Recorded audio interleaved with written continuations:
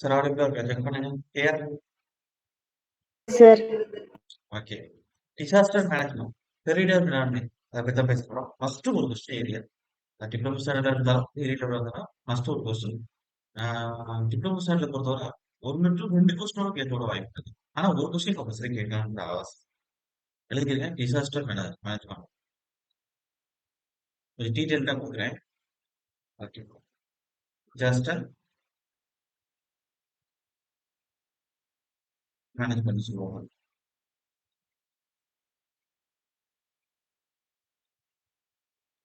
தமிழ்ல பேரிடர் மேலாண்மை அப்படின்னு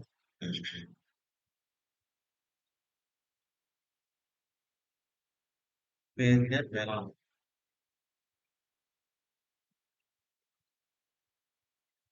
ஒரு ப்ராஜெக்ட சரி ப்ராஜெக்ட் எப்படி மேனேஜ்மெண்ட் பண்ணணும், இல்ல ஒரு கன்ஸ்ட்ரக்ஷன் எப்படி மேனேஜ் பண்ணணும், அப்படிதான் நம்ம வந்து இது மாதிரி தெரியும். நடைமுறையிலும் உங்களுக்கு தெரியும். ஃபேமிலி எப்படி மேனேஜ்மெண்ட் பண்ணணும், ஒரு ஆஃபீஸ் எப்படி மேனேஜ்மெண்ட் பண்ணணும், அப்படிதான் நீ பார்த்துருப்பீங்க. அதே டிசாஸ்டர். டிசாஸ்டர்னால பேரழிவு தானே. ஓகே. இயற்கையா வரக்கூடிய எடுத்துக்காட்டு தீ விபத்து, வெள்ளம், சுனாமி, அப்ப இது மாதிரி ஏற்படக்கூடிய ஒரு பேரழிவு அதை எப்படி நம்ம மேலாண்மை பண்ண முடியும், கெட்டதை எப்படி மேலாண்மை பண்ண முடியும்? கெட்டத கரெக்டா முன்கூட்டி எப்போ வரும், அப்ப இந்த அறிகுறி காட்டுச்சுன்னா எது பிரச்சனை வருமா, ஒருவேளை வந்தா அப்புறம் எப்படி காத்துக்கிறது, அதுக்காண்டி அது மேலாண்மை வைப்பாங்க. மேலாண்மை செய்யறது இதெல்லாம் தெரிஞ்சுக்கிறது. ஃபர்ஸ்ட் டிசாஸ்டர்னா என்னன்னா ஒரு எதிர்பாராத சடனா வரக்கூடிய ஒரு ஆபத்து தான். அதனால பெரிய அளவுல மனிதர்களோட உயிரும் அவர்களோட பொருளும் என்ன ஆகும் அப்படின்னா இழக்க நேரிடும். அப்ப disaster is disaster and unexpected and a sudden calamity due to various causes. அதோட வரக்கூடிய ரிசல்ட்டுகள் எப்படி இருக்கும், அந்த resulting loss resulting loss of human life problem. இப்போ டிசாஸ்டர்ன்றது ஒரு unexpected and sudden calamity due to various causes. அது like fire, earthquake, flood, tsunami இந்த மாதிரி எதுவும் நடக்கும். எடுத்துக்கிறீங்க. டிசாஸ்டர்ன்றது என்ன? ஆஹ் பல்வேறு காரணங்களால் எதிர்பாராத மற்றும் திடீர் பேரழிவு ஏற்படுத்தக்கூடிய நிகழ்வு. இதன் விளைவாக மனித உயிர் மற்றும் உடல்கள் அதிக அளவு இழப்பு ஏற்படும். டிசாஸ்டர். டிசாஸ்டர் பேரழிவு.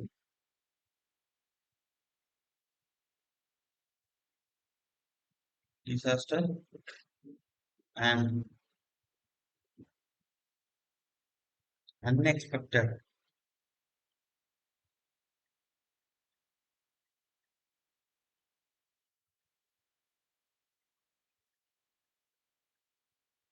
A sudden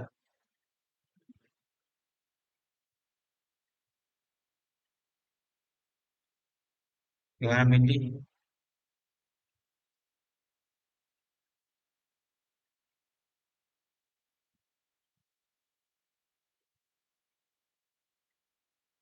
due to various causes. Due to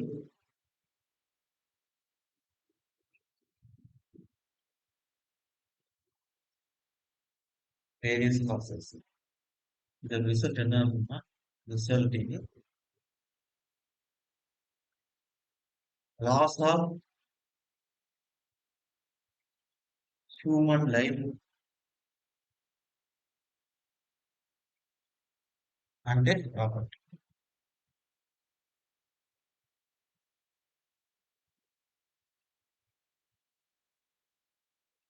பேரழிவுங்கிறது unexpected, எதிர்பாராத அண்ட் சடன் கிளாமிட்டி. ஓகே, திடீர் காரணமாக ஏற்படும். அப்ப இதனால ஏற்படக்கூடியது விலை மதிப்பில்லாத மனித உயிர் அதிகம் இழக்க நேரிடும். நீ எவ்வளவு பொருள் சேர்த்து வச்சிருந்தாலும் உடமைகளை இழக்க நேரிடும். இப்ப தங்கம் சேர்த்து வச்சிருக்கீங்க, இல்ல வந்து பயிரை சேர்த்து வச்சிருக்கீங்க, இல்ல விலை மதிப்பில்லாத அளவுக்கு பணத்தை சேர்த்து வச்சிருக்கீங்க.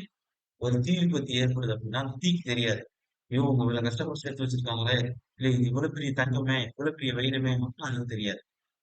சாம்பலாக்கி உருக்கிடும். அதே மாதிரிதான் ஒரு மனிதர் ஒரு சின்ன குழந்தை இருக்கு. அது தெரியாது. அது ஒரு தீங்கு வந்து சின்ன குழந்தை பாவம் இத போய் நம்ம வைக்கலாமா அப்படின்னா தெரியாது. கொன்றும். அப்ப இது என்ன இருக்குன்னா, மனிதர்களோட உயிர்களை, உடைமைகளை இந்த டிசாஸ்டர்ன்றது பெரிய அளவுல இழக்குது. உங்களுக்கு சுனாமிலாம் வந்தா எவ்வளவு மக்கள் கொத்து கொத்தா சாகுறாங்க அப்படின்னு நீங்களே பார்த்திருப்பீங்க. வெள்ளம் ஏற்படும்போதும், ஒரு நிலநடுக்கம் ஏற்படும்போதும், கட்டடங்களோட இடிக்குகள்ல மாட்டிக்கிட்டு மக்கள் இவ்வளவு பேர் சாகுறாங்க.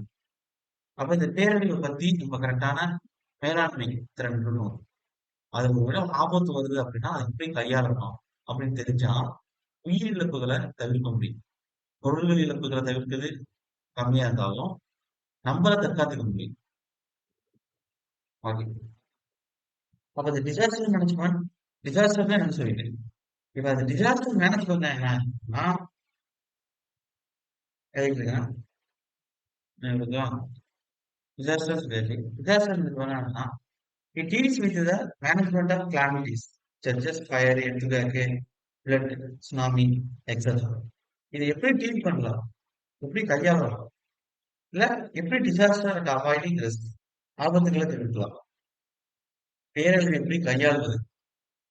டீலிங் வித் டிசாஸ்டர் அண்ட் எப்படி அதை தவிர்ப்பது ஆபத்தை? Avoiding risk. இது ரெண்டு தான் உங்களுக்கு இந்த டிசாஸ்டர் மேனேஜ்மெண்டோட முக்கியமான இந்த தாராள தேவை. உங்க disaster management deals with disaster management நிறைய நோட்ஸ் அப்டேட் பண்ணியிருக்கேன் இதுல பாத்துக்கிறேன். Disaster management deals with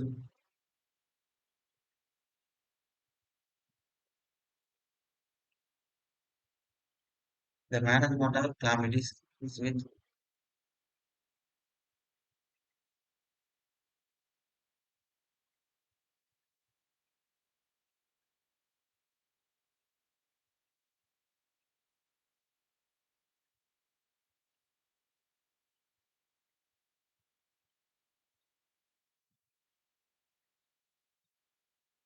such as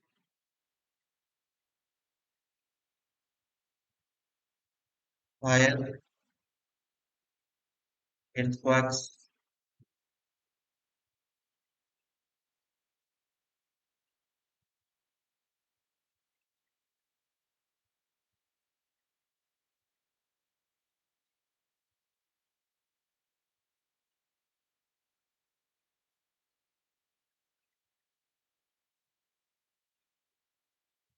வெள்ளம், வெள்ளப்பெருக்கு, floods, ஆமா, சுனாமி, சீ சைலண்ட், சுனாமி,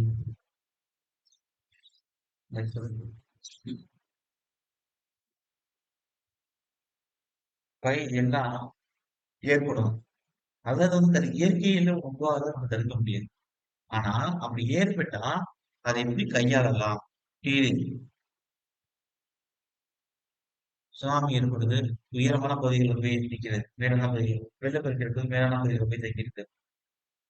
நிலநடுக்கம் ஏற்படுது. கட்டடங்களை விட்டு பெரிய பெரிய கட்டடங்களை விட்டு புதியீடுகள் உயர்ந்தது. நீங்க ரூம்ல மாட்டிக்கிட்டே இருந்தாலும் டேபிள்கள் கீழே போய் இருக்குது. லிஃப்ட்ல பயணிக்காம இருக்குது. எஸ்கலேட்டர்ல பயணிக்காம இருக்குது. அப்ப டீலிங் வித் டிசாஸ்டர் எப்படி அந்த பேரழிவை கையாளலாம்? டிசாஸ்டர் அண்ட் மற்றும் அவாய்ட் ரிஸ்க் ஆபத்துகளை தவிர்த்து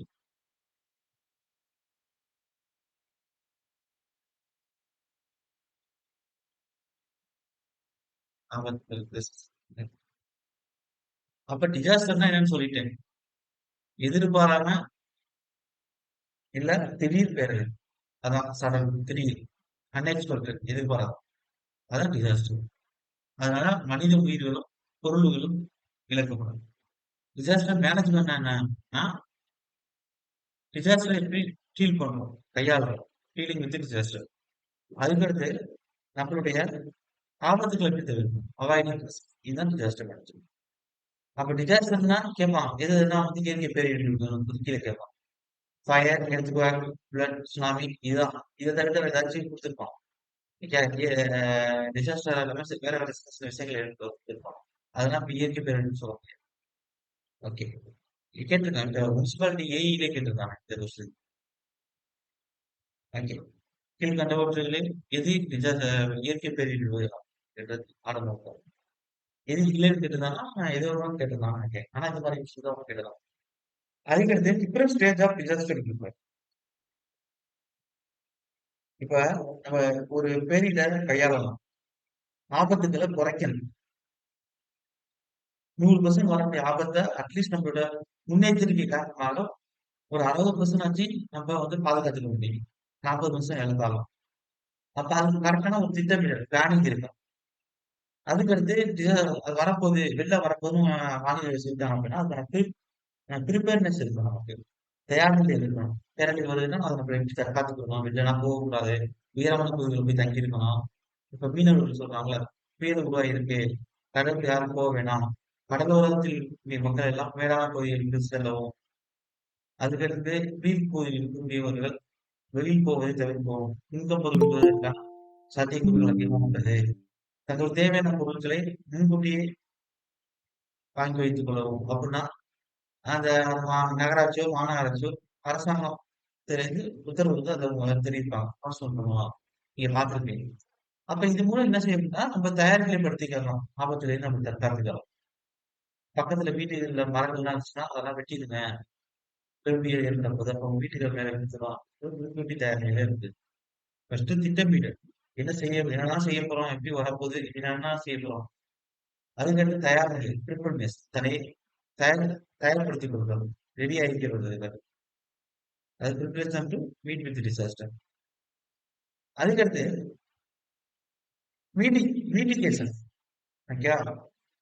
அதை எப்படி சொல்லலாம்? அந்த நிலைமையோட தீவிரத்தை குறைக்கணும். நிலைமையோட தீவிரத்தை குறைக்கணும்னா என்னன்னா, இப்ப வந்து உங்களுக்கு நிலநடுக்கம் இருக்கு.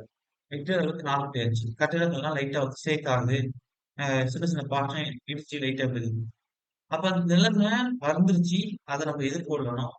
அப்ப அதோட இதுலேருந்து நம்மளோட உயிரை பாதுகாக்கணும்னா, பொது இடங்களுக்கு ஓடியாந்துறணும். பொது இடங்களுக்கு ஓடியாந்துட்டோம் அப்படின்னா, கட்டிடங்கள்லாம் இடிஞ்சு இடிஞ்சு லைட்டா விழுகுது. நம்ம ஷேக் ஆகுறத விட பெரிய அளவுல நமக்கு இழப்பு ஏற்படாது.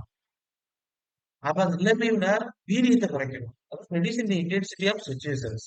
நிலைமையின் வீரியத்தை கட்டுப்படுத்துதல், இல்ல கையாளுதல். மிட்டிகேஷன் சொல்லுவோம். அதுக்கு அடுத்து ரெஸ்பான்ஸ். ஓகேவா? அத நம்ம எதிர்கொள்ளணும் ஃபர்ஸ்ட். அதுக்கு அடுத்து அத சமாளிக்க கத்துக்கணும். அப்ப to face and deal with the disaster. ஜப்பான்ல இருக்கக்கூடிய ஒரு குழந்தைக்கு எர்த்குவேக்ங்கிறது அது பழக்கமான விஷயம். வாரத்துல 2 நிகழும், 3 நிகழும். அப்ப அது பிறக்கும்போதே அந்த குழந்தைக்கு அதை எப்படி எதிர்கொள்ளணுங்கிற முன்னெச்சரிக்கை நடவடிக்கைகளை அங்க இருக்கக்கூடிய பெற்றோர்கள் வந்து தன்னுடைய குழந்தைகளுக்கு பிறக்கும் பொழுதே ஒரு எடுத்து சொல்லியிருப்பாங்க. இங்குள்ள ஸ்கூல்லயுமே இது வந்து ஒரு பாடத்திட்டத்துல சேர்த்திருப்பாங்க. தன்னை எப்படி பேரழிவுகள் இது முன்னெச்சரிக்கையா தற்காத்துக்கிறணும் அப்படின்னு. அப்ப response to face and deal with disaster. பேரழிவை எதிர்கொள்ளவும் சமாளிக்கணும். தயாரித்து கொடுத்துக்கணும். ரெக்கவரி. இப்போ ஒரு டிசாஸ்டர் ஏற்பட்டுருச்சு. அதே நினைச்சு ஃபீல் பண்ண முடியுமா? ஜப்பான்ல கட்டடங்கள் இடியுது. திருப்பி திருப்பி அவன் பண்ணிட்டு தான் இருக்கான். அப்ப பழைய நிலைமைக்கு திருப்பி அந்த பேரழிவுலேருந்து நம்மள விடுவிச்சுக்கணும். சுனாமி நமக்கு வந்துச்சு. நம்ம என்ன செஞ்சிருந்தோம்? தமிழ்நாடு கவர்மெண்ட் சீக்கிரமே அதுல ரெக்கவர் ஆயிடுச்சு. இந்தியன் கவர்மெண்ட் கொண்டு வராங்க. அப்ப recover. Bring it to the old situation. அப்ப மொத்தம் கேட்பாங்க. டிசாஸ்டர் மேனேஜ்மெண்ட்ல ஸ்டேஜஸ் என்ன இருக்குன்னா 5 ஸ்டேஜஸ் இருக்கு. பிளானிங் திட்டமிடல், ப்ரிப்பரேஷன் தயார்நிலை, மிட்டிகேஷன் நம்ம தணிச்சுக்கிறது. தீவிரத்தை வந்து குறைக்கிறதுக்காக. ரெஸ்பான்ஸ் ஓகேவா? அப்ப அதுக்கு என்ன நம்ம வந்து முன்னெச்சரிக்கை நடவடிக்கை பண்ண போறோம். அதுக்கு நம்மளோட பதில் என்ன? ரெக்கவர், மீட்பு, எப்படி மீட்டுக்கிறோம். அப்ப இந்த 5 கேட்டகரி வெவ்வேறு போட்டா நல்லா இருக்கும். சார் கிளியர் புரியுதானே? ஓகே. சரி.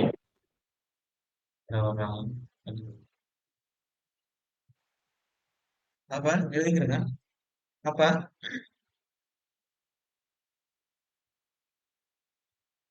ஈவினிங் கிளாஸ்க்கு மார்னிங் கிளாஸ் ரொம்ப டிஃபரன்ஸ். ஈவினிங் கிளாஸ் வரவங்க மார்னிங் கிளாஸ் அதிகம் வரமாட்டாங்க. கேட்டா வீடியோ பாத்துக்கிறேன்னு சொல்றீங்க. ஓகே. எதுக்கு? Disaster different stage of disaster management.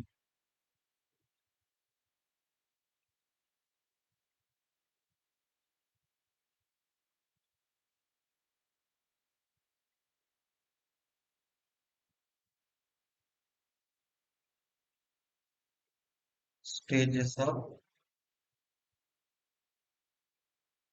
Disaster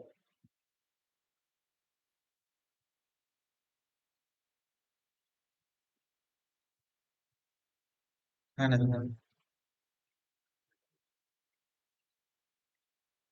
first planning. Very very important. Planning. அதாவது திட்டமிடல்.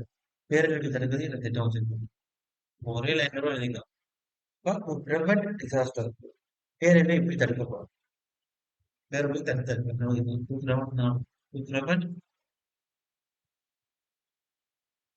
டிசாஸ்டர். ரெண்டாவது ப்ரிப்பேர்னஸ். தயார் நிலை.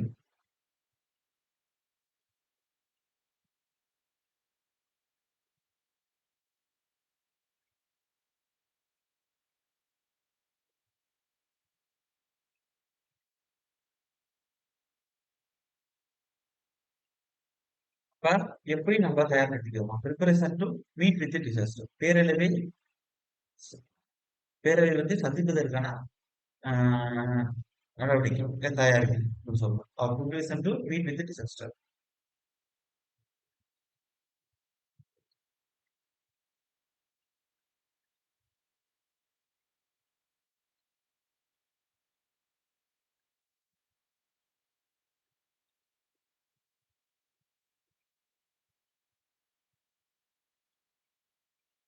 டிசாஸ்டர். அதுக்கடுத்து மூணாவது, அதாவது மீட்டிகேஷன். அதான் சார் மீட்டிகேஷன். நம்மள தடுப்பு. இப்ப நம்ம வெளில வரப்போகுதுன்னா நம்மள கரெக்டா அதுக்கு முன்னெச்சரிக்கையா அந்த இன்டென்சிட்டி சுச்சுவேஷனை தவிர்த்துறோம். அப்ப நமக்கு அதுக்கு தகுந்த மாதிரி நடக்கணும். இப்ப கஜா புயல் வந்துச்சு 2018 பீரியட்ல. இப்ப எல்லா தென்னை மரங்களும் விழுந்துச்சு. இப்ப எல்லா மரங்களும் விழுந்துச்சு. அப்ப அந்த மாதிரி ஒரு பெரிய புயல் வரும்போது முன்னெச்சரிக்கை கொடுத்துட்டாங்க அப்படின்னா, அப்ப அந்த ஒரு நிலைமையை வீரியத்தை தவிர்ப்பதற்காண்டி நம்ம என்ன செய்யலாம்? மலைகள் சாரி மரங்களோட கிளைகள் எல்லாம் வெட்டி விட்டுரும். அப்ப அதிக டென்சிட்டி இருந்ததுனால கீழே விழுந்து சார்ஜ் இருந்தது. அதிகமா வந்து என்னென்ன பிரச்சனைனா இருக்கோ, அப்ப அந்த மாதிரி பிரச்சனைகள்லாம் தவிர்த்துக்கணும். அப்ப அந்த மாதிரி இடங்கள்ல மின்கம்பங்கள் விழுறதுக்கு வாய்ப்புகள் இருக்கு. இப்ப கரண்ட்னா தேவையில்லாம மின்கசிவு ஏற்பட்டு பொதுமக்களோட உயிர் சேதம். தவறுதலாக யாராச்சும் வெளியில வரும்பொழுது அந்த மின்கசிவுனால உயிரிழப்பு வரட்டும் நேரிடும். இப்ப முன்னெச்சரிக்கை நடவடிக்கையாக அந்த மின் வாரியம் சம்பந்தப்பட்ட மண்டலம் வந்து என்ன செஞ்சிருக்கோம்னா, அந்த நேரங்கள்ல அந்த குறிப்பிட்ட அந்த அதி தீவிரமான புயல் அடிக்கக்கூடிய காலகட்டங்கள்ல அந்த இதெல்லாம் இது பண்ணிடும். எல்லா இடத்துலயும் நினைச்சிடும். ஓகே, முன்பதிவை தடுத்துரும் அப்படின்னு சொல்றோம். அப்ப இளைஞர்கள் நம்மளுடைய இண்டஸ்ட்ரியல் சுச்சுவேஷன் தீவிர நிலை ஏற்படுது. அப்ப ரெடியூஸ் பண்ணுங்க. உங்களுக்கு தனிப்பட்ட முறையில அது ஒரு பிரச்சனை வரும். அந்த பிரச்சனையில இருந்து நீங்க என்ன செய்யணும் அப்படின்னா, ஃபீல் பண்ணிட்டே இல்லாம உங்களை எந்த அளவுக்கு அதுல ரெக்கவர் பண்ணி கொண்டு வரும். நிலைமையின் தீவிரத்தை எந்த அளவுக்கு நீங்க கட்டுப்பாட்டுல வச்சிருக்கீங்க. அதான் நம்மளுடைய மிட்டிகேஷன். இது டிசாஸ்டர் பேரழிவு சொல்லணும். எப்படி இது பண்ணணும். இப்ப மிட்டிகேஷன் சொல்லுங்க. மிட்டிகேஷன்.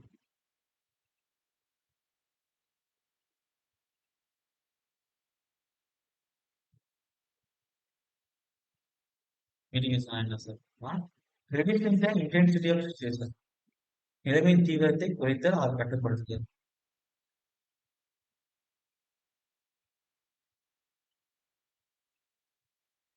Reducing the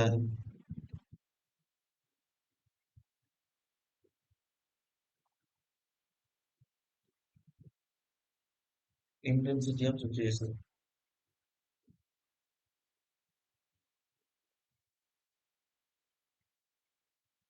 அதுக்கடுத்து 4வது பேணிக்க மாத்திரம் பண்ணிடணும். நானே உங்களுக்கு அப்படிதான் டீச் பண்ணிட்டு இருக்கேன். இந்த டாபிக் இன்ட்ரெஸ்டான டாபிக் ரெஸ்பான்சிவ். ஓகேயா? நம்மளுடைய ரெஸ்பான்ஸ் என்ன? பதில் என்ன? பேரழிவை எதிர்கொள்ளும். பேரழிவை எதிர்கொள்ளவும் சமாளிக்கவும். அப்ப 2 face at a time with the disaster. பாஞ்சுட்டே இருக்கக்கூடாது. ரெஸ்பான்ஸ். நம்மளுடைய பதில் என்னங்க? அப்ப 2 face at a time with the disaster.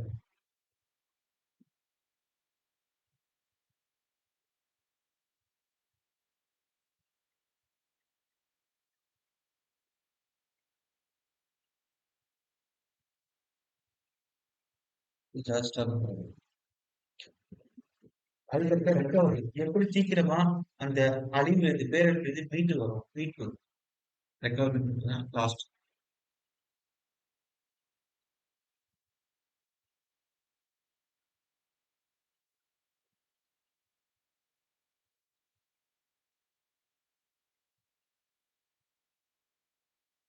Bringing to the old generation.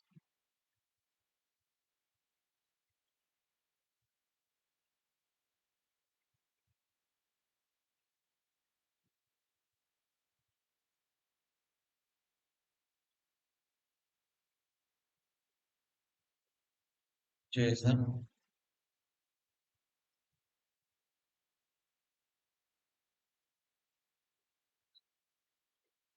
அதுக்கடுத்து மறுபடியும் சீரமைச்சு கட்டடங்கள் ஆகட்டும், இல்ல வர்த்தகங்கள் ஆகட்டும், எல்லாத்தையும் மறுபடியும் சீரமைக்கணும்.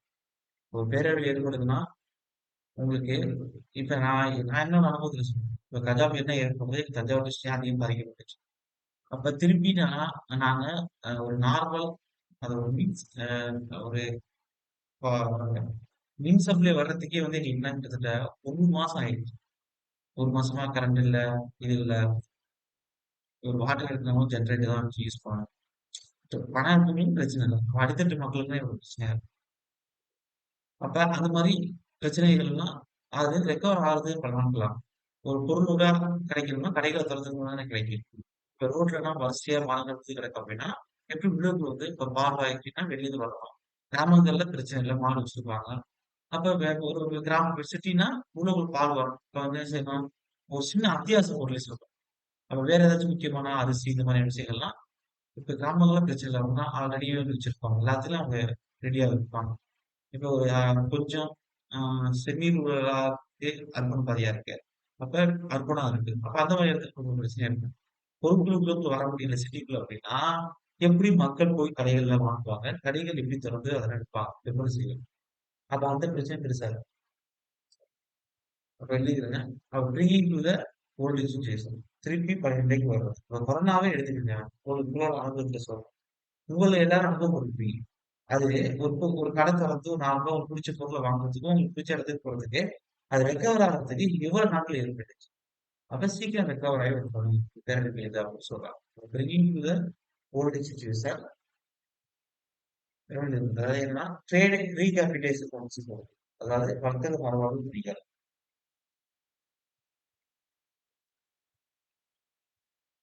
ட்ரேட் ரீகேபிடேஷன்.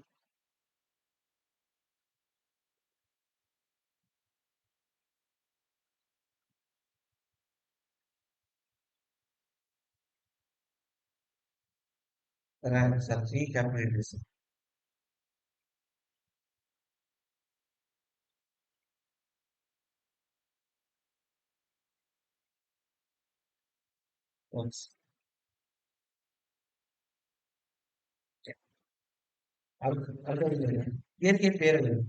Natural disaster. பேரிடர் இருக்கோம் அப்படின்னா 2 கேட்பாங்க சார். இயற்கை பேரழிவுகள் எது? அதே மேன்மேட் டிசாஸ்டர் என்னென்ன அப்படின்னு கேட்பாங்க. ஓகே. ஓகே. இப்ப இயற்கை பேரழிவுகள் மேல சொன்னதுலே இருக்கு. ஒரு எடுத்துக்காட்டு ஏற்படுது, ஒரு சைக்ளோன் ஏற்படுது. எடுத்துக்காட்டுனா உங்களுக்கு தெரியும். பூகம்பம். சைக்ளோன் சூறாவளி.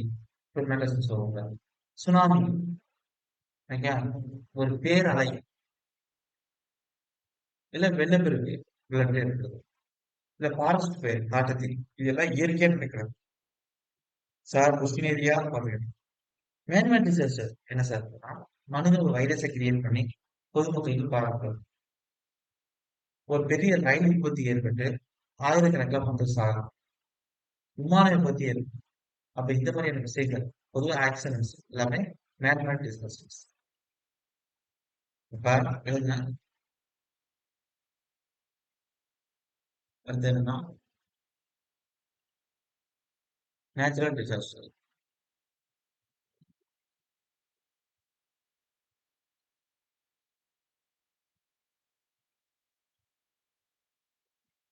அதாவது இயற்கை பேரழிவு.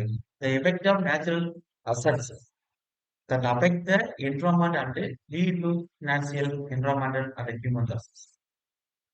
நம்மளோட சூழ்நிலையை பாதிக்கிறோம். இதனால சூழ்நிலை மட்டும் இல்ல, நிதி, சுற்றுச்சூழல், மனித இழப்புகள் இது எல்லாமே இயற்கை ஆபத்தோட விளைவுனால ஏற்படும் அப்படின்னு சொல்றோம்.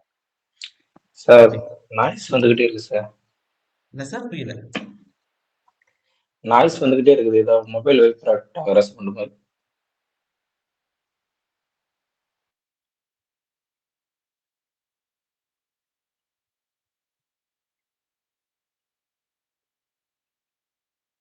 சார் இப்ப கேக்குது.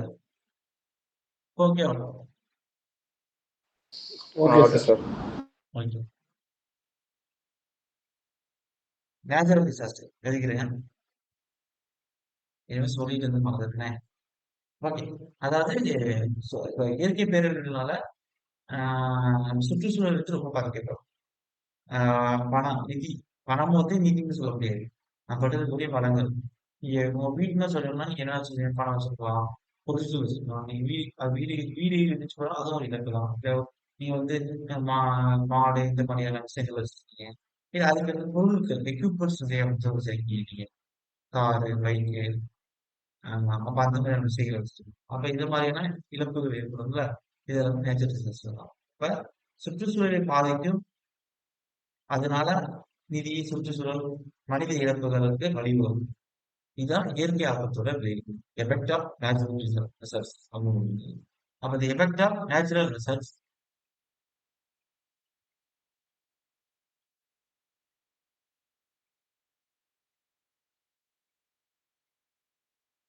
the effect of natural research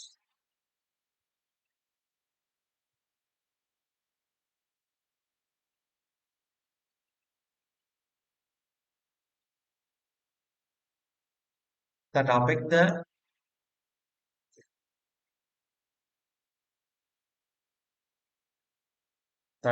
the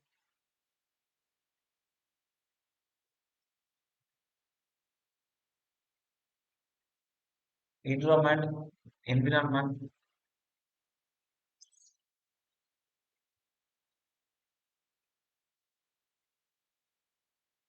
and lead to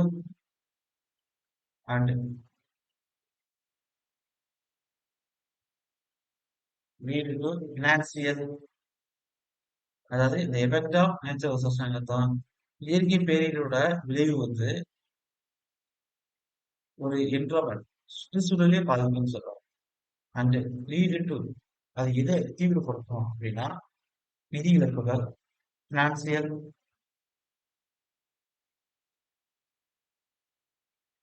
environmental and human losses. மனித இழப்புகள், சுற்றுச்சூழல் இழப்புகளுக்கு வழிவகுக்கும். அப்புறம் பினான்சியல், என்விரான்மெண்டல்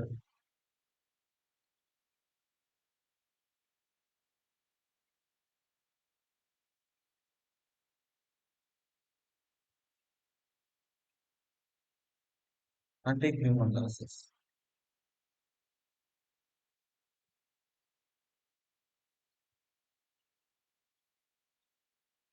எக்ஸாம்பிளுக்கு இதுல இதான் கொஸ்டின். டெபனேஷனோட கேட்க மாட்டான். எதில் வந்து நேச்சுரல் டிசாஸ்டர் அப்படின்னு கலந்து கொடுப்போம். அப்ப earth square, it like earth square,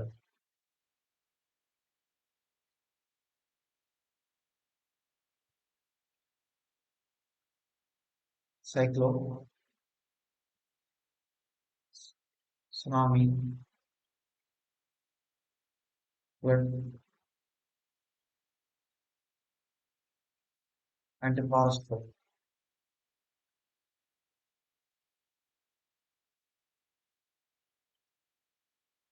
example அதுக்கடுத்து மேன்மேட் டிசாஸ்டர். ஓகே, வேண்டுமென்றே இல்ல தற்செயலாகவோ பொது சுகாதாரத்திற்கும் மனிதர்களுடைய வாழ்வாதாரத்தை கெடுக்கிற மாதிரி, அதாவது அச்சுறுத்தல் மாதிரி ஏற்படுத்தக்கூடியதுதான் மேன்மேட் டிசாஸ்டர். ஒரு படமோட வரும். தீப்பொறி திருமுருகம் அப்படிங்கிற ஒரு கான்செப்ட் வந்து அஹ் அது நீங்க பார்த்ததுல வந்து இது இல்ல, நீங்க பண்ண தவறுல அவங்க பண்ண தவறுல தான் அந்த ஊர் பத்தி சொல்லுவாங்க. அது மாதிரி மனிதன் ஏற்படுத்தக்கூடிய இல்ல தற்செயல்னால கவனக்குறைவு, தற்செயல்னா கவனக்குறைவினால ஏற்படக்கூடிய சுற்றுச்சூழலுக்கும் சுகாதாரத்திற்கும் நல்வாழ்வுக்கும் அச்சுறுத்தல் ஏற்படுத்தக்கூடியதுதான் இந்த மனிதன் ஏற்படுத்தக்கூடிய பேரழிவு, அதாவது man-made disaster, which either intentionally or by accident has severe threat to public health and well-being. Okay, அப்ப எழுதிக்கங்க மேன்மேட் டிசாஸ்டர்.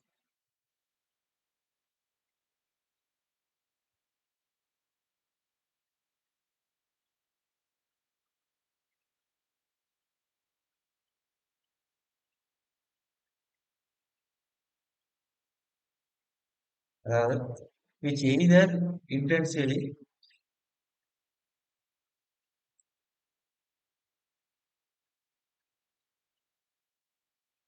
அதாவது intentionally வேண்டுமென்றே or by accident தற்செயலாகவும்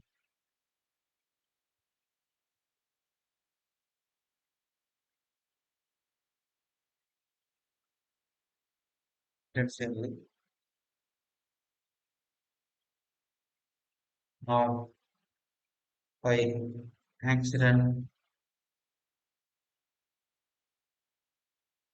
has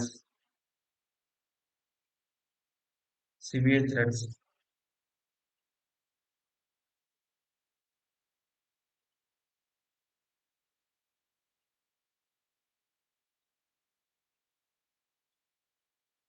to public health and well-being.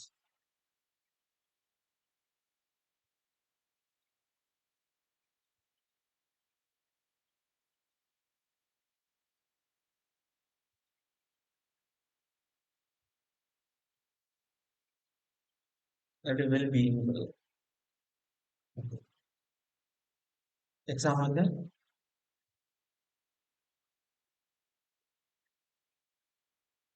train accidents,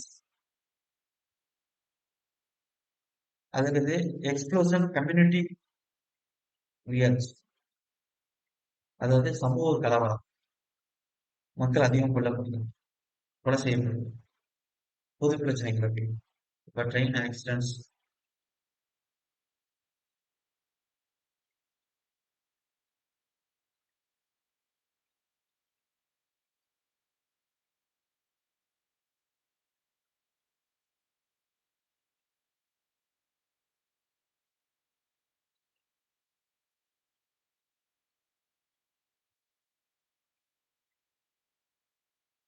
explosion community, வெடிப்பு explosion வந்து சமூக கலவரம், community reacts, etcetera. Thank you. அதுல disaster recovery, எப்படி பேரிடர்ல இருந்து மீட்க முடியும். ஓகே, அப்ப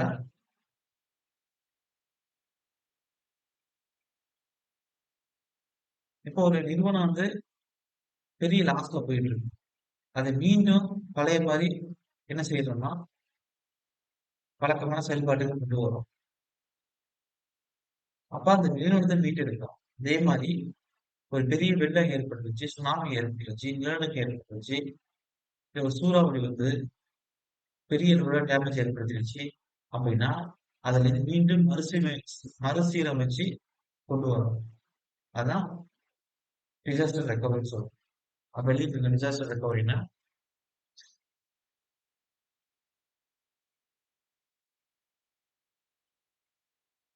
ஒரு இண்டஸ்ட்ரியல்ல டிசாஸ்டர் ரெக்கவரி எப்படி இருக்குங்கிறத கேட்க.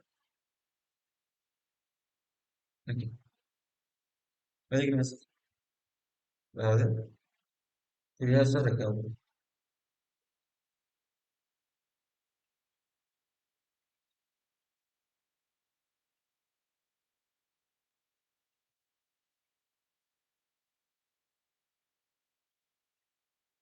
இப்ப disaster recovery is the process. Okay, பேரழிவு மீட்பு என்பது ஒரு தொழில், ஒரு செயல். And procedure to bring an industry, நிறுவனத்தை பேரழிவிற்கு பிறகு அதன் வழக்கமான செயல்பாட்டை கொண்டு வரும். இல்லாட்டி organisation to it's regular functional after a disaster, வழக்கமான செயல்பாட்டுக்கு நிறுவனத்தை கொண்டு வரும். இல்ல அந்த அமைப்பை கொண்டு வருது சொல்லுது. அப்ப எழுதிக்கிறேன், disaster recovery is a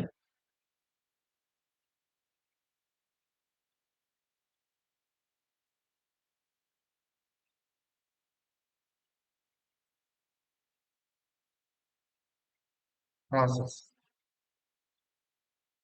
and procedure.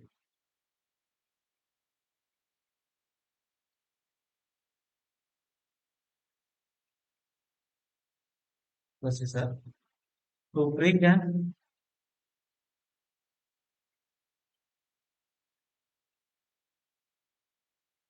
industry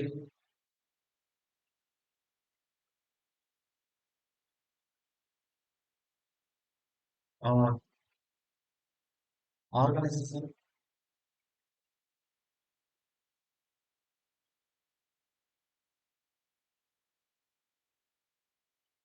to its regular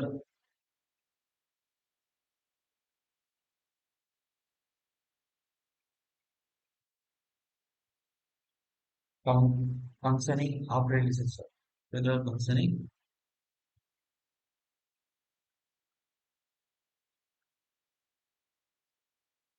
operating system.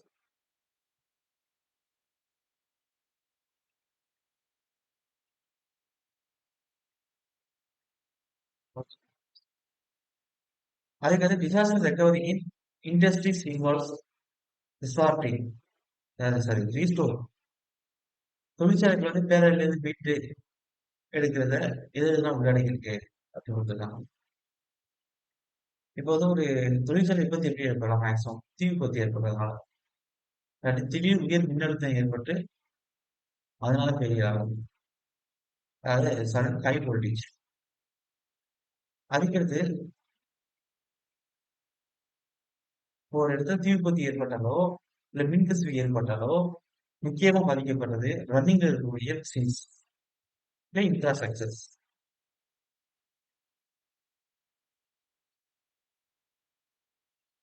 அதுக்கடுத்து நம்ம என்ன செய்யலாம்? உள்ளுக்குள்ள டேமேஜ் ஏற்பட்டுருச்சு அப்படின்னா அதுல பாதிக்கப்பட்ட உள்ளுக்குள்ள இருக்கக்கூடிய ஃபர்ஸ்ட் டிராவல்ஸ் இருப்பாங்க ஒர்க்கர்ஸ், அவங்களுக்கு சிகிச்சை அளிக்கணும், மீட்டெடுக்கணும். அதுக்கடுத்து இந்த கட்டடத்துல பிரச்சனை வந்துச்சுன்னா தீ விபத்து எரிச்சுட்டு இருக்கு அப்படின்னா அது தீயணைப்புடைய வர வச்சு அதை வச்சு அதை ஃபர்ஸ்ட் இது பண்ணணும், கிளீன் பண்ணணும், நிவாரணம் ஃபர்ஸ்ட் கொடுக்கணும், அதுக்கு கிளீன் பண்ணணும் ஃபர்ஸ்ட். அப்ப மொத்தம் 4 கேட்டகரி எப்படின்னு பாத்துக்கங்க. ஒரு இண்டஸ்ட்ரியில disaster recovery industry involves restore. எப்படி ஏற்படுது, அதை எப்படி நம்ம ரீஸ்டோர் பண்ணிக்கிறோம், மீண்டு வர்றோம் அப்படின்றத உங்களுக்கு நம்ம என்ன தெரியும். அதாவது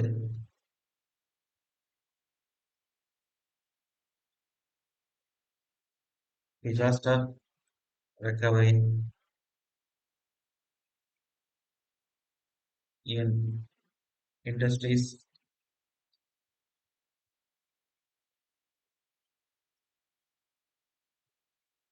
involves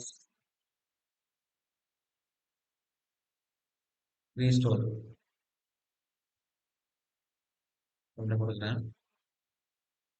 okay, first failure to fire accident, அதனால தீ விபத்து ஏற்படலாம் டெஸ்ட்ல.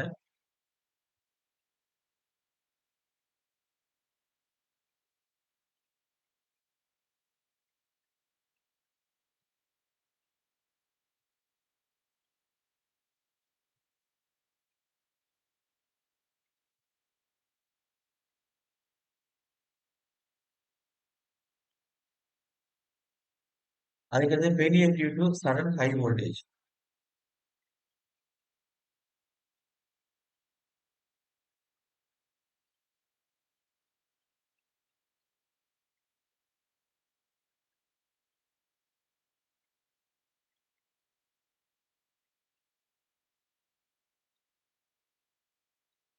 ரெண்டாவது, அடுத்து 3வது என்ன அப்படின்னா failure of machines and infrastructure due to disaster. பேரழிவுக்கு ஏற்படப்படுது.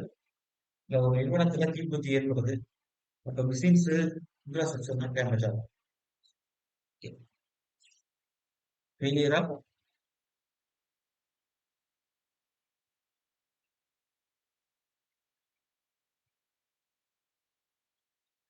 machines and infrastructures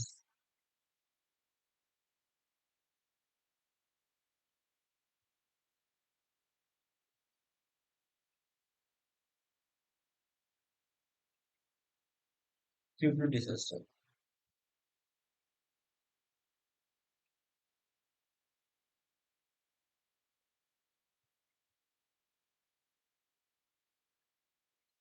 அதுக்கடுத்து என்ன செய்யணும்? இப்ப சேதம் ஏற்பட்டுருச்சு.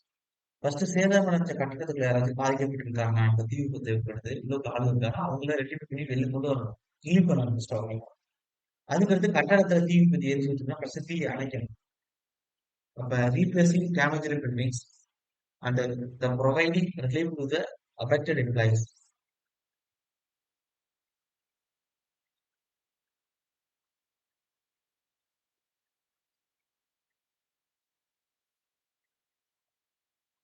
Replacing damaged building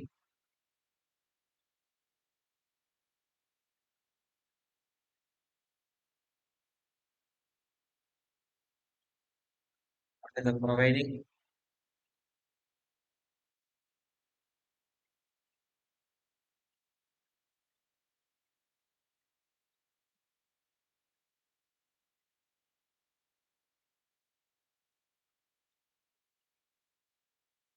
relief to the affected employees and the providing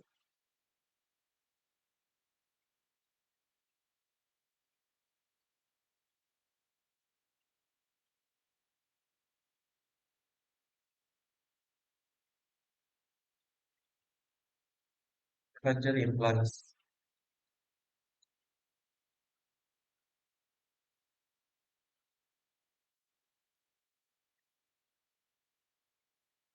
அதுக்கடுத்து public emergency services during natural disaster.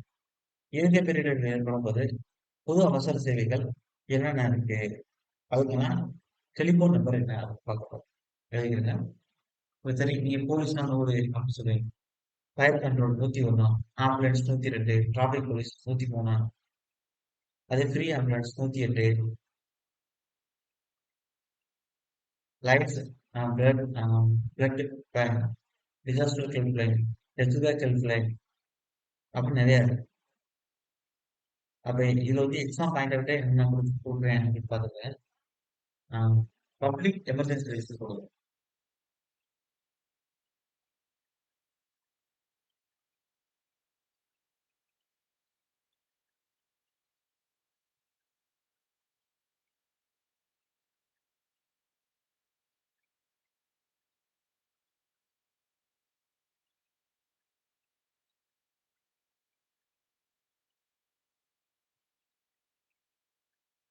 Services during and natural disaster.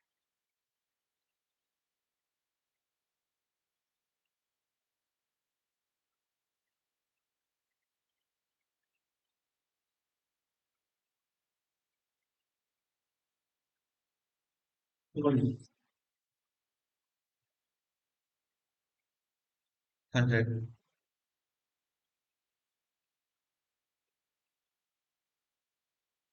Fire control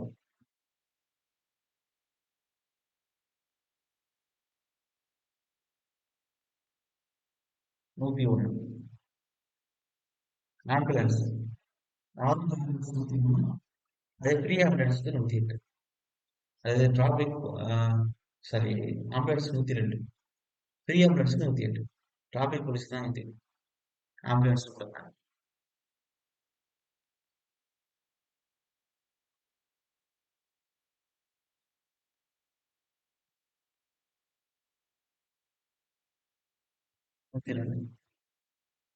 அதே traffic police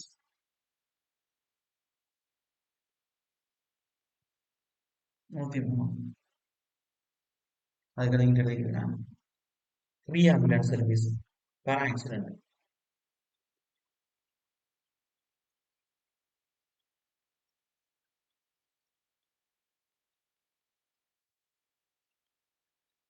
108. இப்ப ரத்த வைங்க. லைன்ஸ் ரத்த வைங்க. Lines plumber 1910. லைன்ஸ் கிளப்ல இருந்து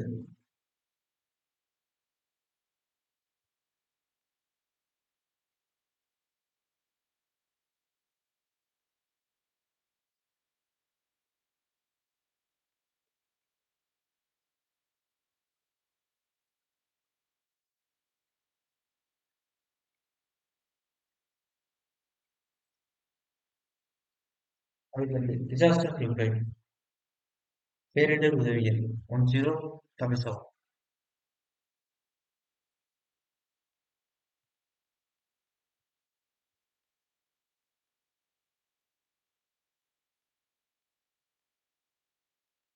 அதுக்கடுத்து ரெஸ்பிரேட் கிளப் 1092. இந்த அளவுக்கு பார்த்தா போதும்.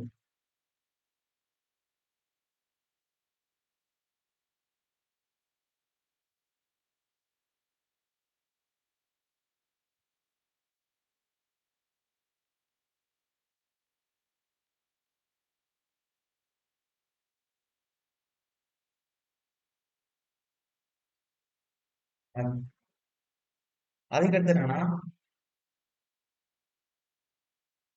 இப்ப நிலநடுக்கத்தை ஏற்படுது அப்படின்னா அதுக்கு காரணம் என்ன?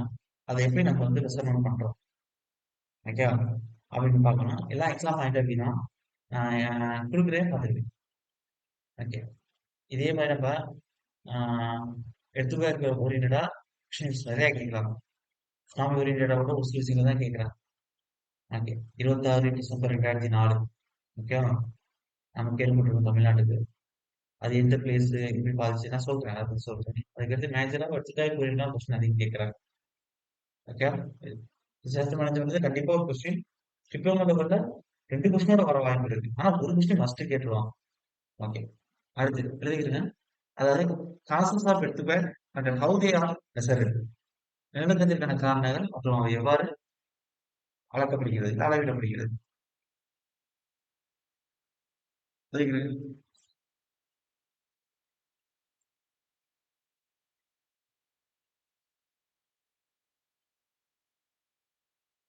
காசஸ் ஆஃப் எடுத்துக்காய்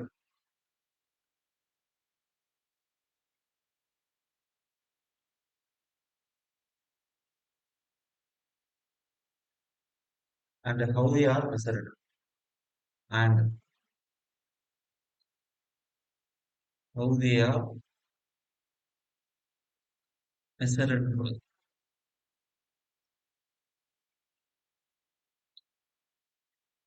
போனாடுவோம் எடுத்துக்காட்டுறது ஒரு நில அதிர்வு தான். To vibration. ஓகே ஒரு பாறையிலிருந்து வெளிப்படுத்தக்கூடிய உடைந்த பாறையிலிருந்து வெளிப்படுத்தக்கூடிய ஒரு அதிர்வு. பூமிக்குள்ள இருந்து வெளிப்படுத்தக்கூடிய ஒரு அதிர்வு. அழைக்கிறேன் எடுத்துக்காட்டு is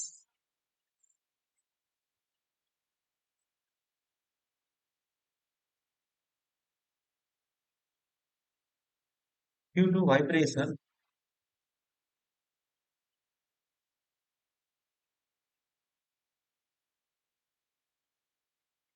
that radiates out of the trekking ground. உடைஞ்ச பாறைகளிலிருந்து வெளிப்படக்கூடிய அந்த அதிர்வு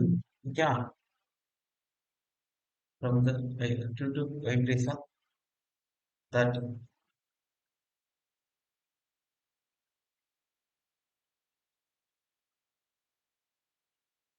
radiates out of the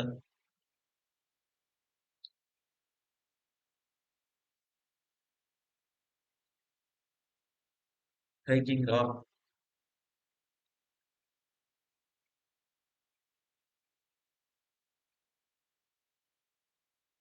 Due to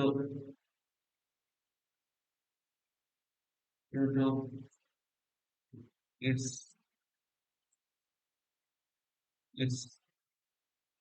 lateral and vertical movement. அப்ப எப்படி இருக்குன்னு எடுத்துக்கோங்க. ஒண்ணு மேல கீழே மூவ் ஆகிற மாதிரி இருக்கும், இல்ல சைடுல மூவ் ஆகிற மாதிரி இருக்கும். எர்த் சர்ஃபேஸ் வெடிப்பு ஏற்பட்டு அப்படியே கூட ஓடும். அப்படியே படத்துல எல்லாம் பார்த்துருப்பீங்களா நிலநடுக்கம். அப்ப டியூ டு ஒண்ணு இடிச்சு அப்படியே கீழே போற மாதிரி இருக்கும், இல்ல வெடிச்சு சைட்ல போற மாதிரி இருக்கும். பெரிய கேப் வரும். அப்ப due to its lateral and a vertical movement along its surface of rupture.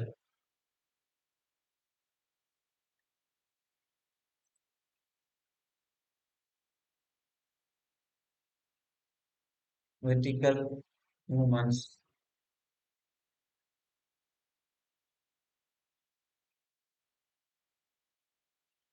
along its surface of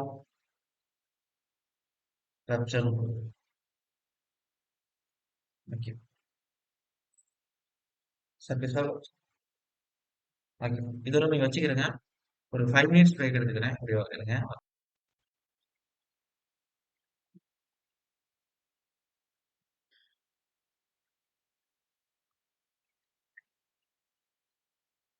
இப்ப எர்த்குவேக் வந்து எப்படி ரெக்கார்ட் பண்றோம் அப்படின்னா, சீஸ்மோமீட்டர்னு சொல்லுவாங்க.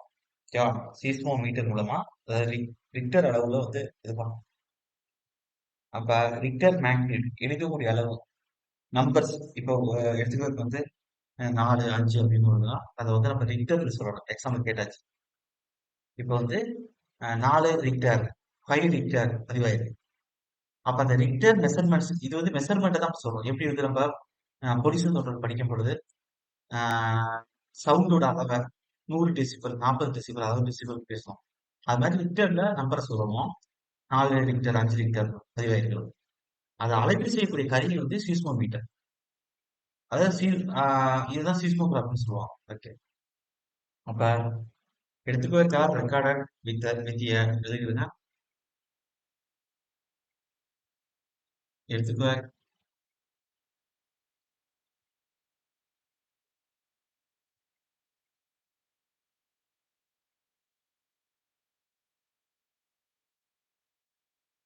are recorded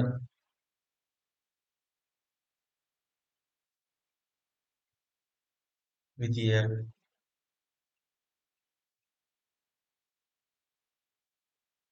seismometer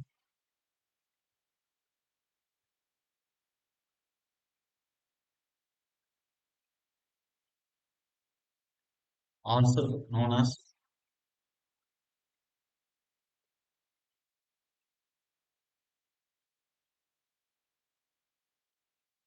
seismograph in Richter magnetல மெஷர் பண்ணும்.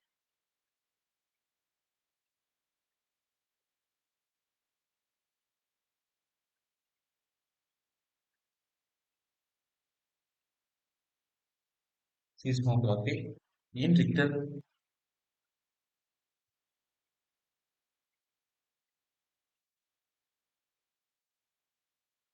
magnet.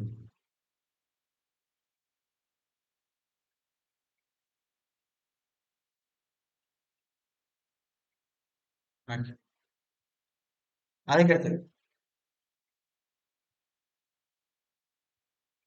இப்ப மீடியமா எடுத்துக்காக வந்து பிரச்சனை இல்லை. அதிலும் ஏற்படுது பிரச்சனை இல்லை அப்படின்னா 3 வரை ரிக்டர்ல பதிவாகக்கூடிய வாய்ஸ் லோவர் வேல்யூ சொல்லுவாங்க. அப்ப அது வரை வந்து நமக்கு ஷேக்கிங் ஏற்படும்.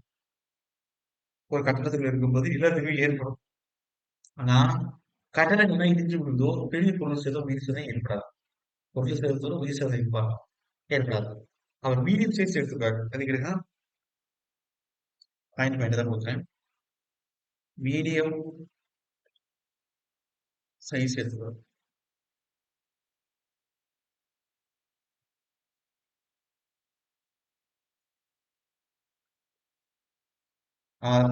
கேலிபிரேட்டட் அளவு வந்து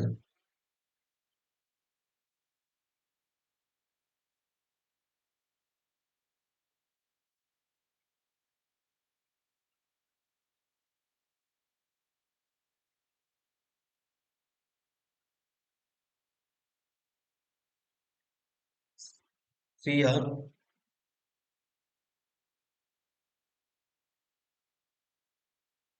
lower.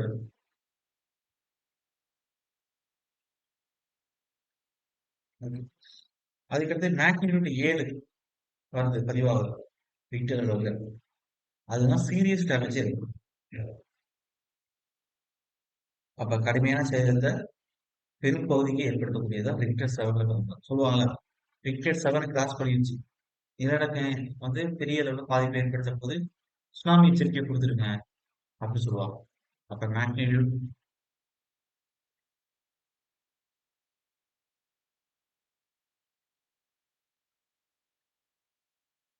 7 indicates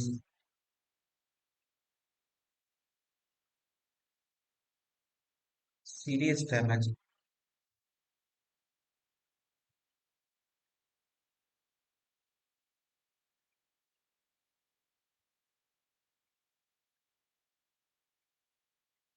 Over large area.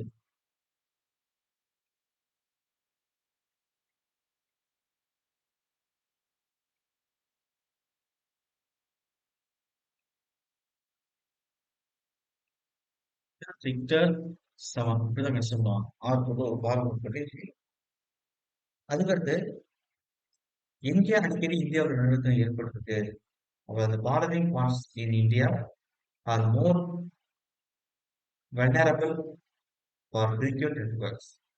இந்தியாவுல எந்தெந்த பகுதிகள்ல அதிகம் பாதிக்கப்படக்கூடியவை கொடுக்குறேன்.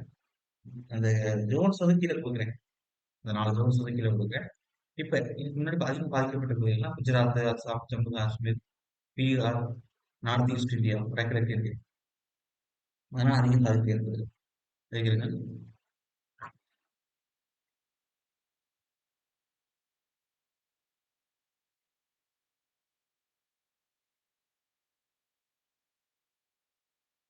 The following parts in India, சில பிளேஸ் இன் இந்தியாவும் தான் in India are more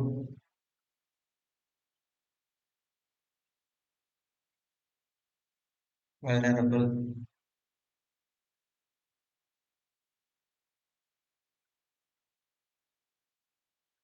for frequent or frequent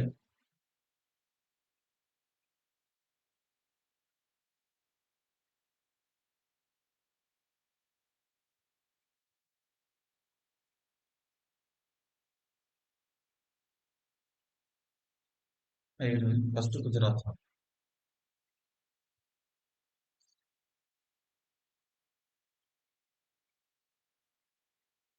ரேங்க்லாம் கொடுக்கல, வரிசையா எழுதுறேன். இது ஃபர்ஸ்ட் அடுத்த 2 அப்படின்னு எழுதல. வரிசையா எழுதுறேன். பாதிப்பு அதிகம் ஏற்பட்டிருக்கு. அதுக்கடுத்து அசாம்.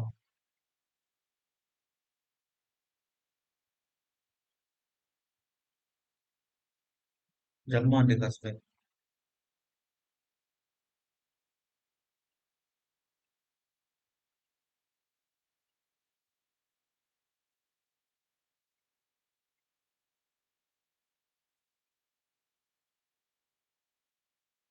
பீகார்.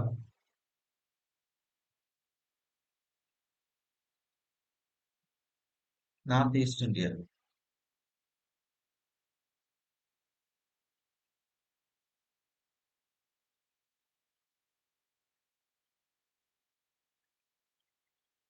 வடகிழக்கு இந்தியா. அதுக்கடி எடுத்துக்க கூட அசார் சொல்லும் பேரழிவு மண்டலங்களை 4 வகையாக பிரிச்சுக்கணும் இந்தியாவை. அதிதீவிரமான, அதை விட கொஞ்சம் கம்மி, அதை விட கொஞ்சம் கம்மி அப்படின்னு பிரிச்சிருக்கோம். மொத்தம் 5 குடும்பம். அதுல ஒண்ணு வந்து அதிகம் கன்சிடர் பண்ணிக்க மாட்டாங்க. ஓகேயா? அதனால 4 குரூப்ஸ் வச்சுமே எடுத்துறேன். அவங்க எக்ஸாம் கேட்டா நீங்க 5 டிக் பண்ணா பண்ணிருக்கீங்க. மொத்தம் 4 குரூப்ஸ் இருக்கு. ஓகே, ஃபர்ஸ்ட் 5ல இருந்து ஆரம்பிக்கும். 1 இருக்காது. 5, 4, 3, 2 தான் 4 குரூப்ஸ் இருக்கு. அப்ப எது எது எங்கெங்க வரும் அப்படின்னு பாத்துக்கிறது. ஓகே, அப்ப எடுத்துக்க ரிசர்ச் சொல்லணும்.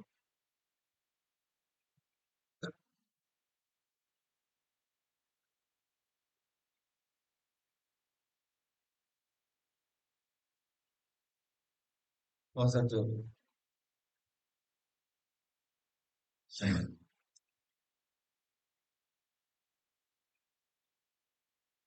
இதுல ஃபர்ஸ்ட் எழுதிக்கிறது. இந்த ஹோல் ஆஃப் இந்தியா, இந்தியா முழுவதும் டிவைடட் இன்டு 4 ஜோன்ஸ். அதாவது இது எப்படி பிரிச்சிருக்கோம் அப்படின்னா தரையில வந்து 4 மண்டலங்களாக பிரிக்கப்பட்டிருக்கு. ஓகே. இப்ப இந்த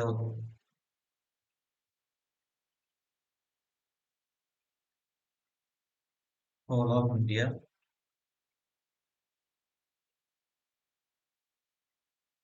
is divided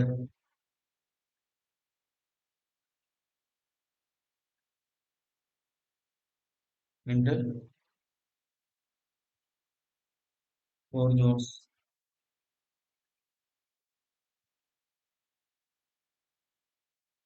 based on the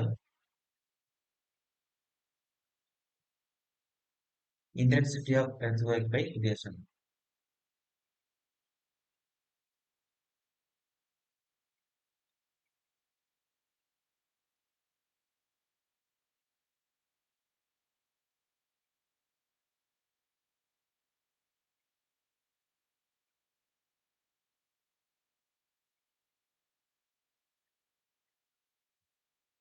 By Indian zones.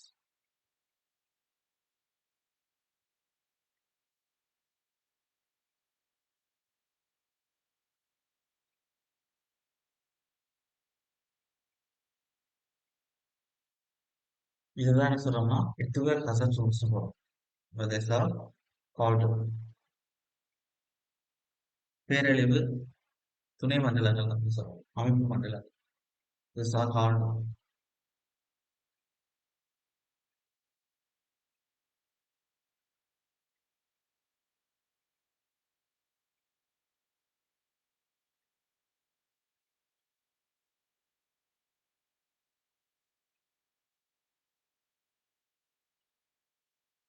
subzones.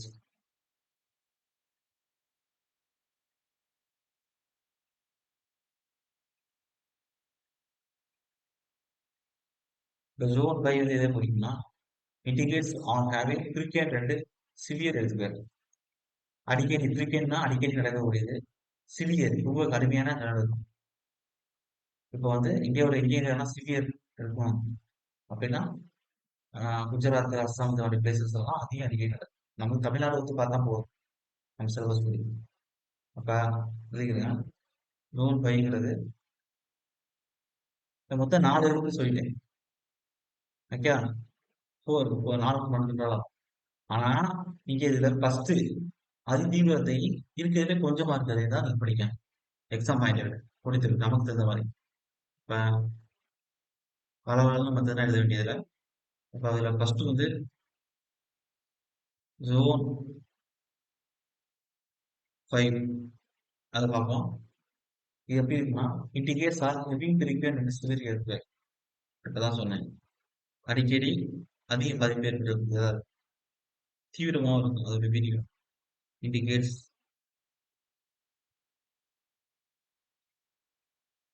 அப்ப இதுக்குள்ள வந்து சில பகுதிகள்லாம் பிரிஞ்சிருக்கலாம். இண்டிகேட்ஸ் ஏரியா அஸ்ஸாம், குஜராத், அங்கே இந்த மாதிரி பிளேசஸ் உத்தரகாண்ட் இதெல்லாம் ஜம்மு காஷ்மீர் இதெல்லாம் ஜோன் 5 வந்துடும். இண்டிகேட்ஸ் ஏரியா having frequent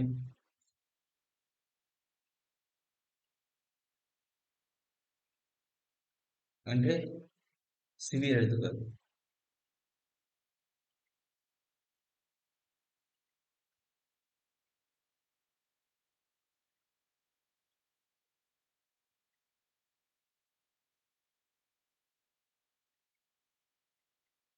இது வந்து ஜூன் 1 எழுதிட்டுங்க.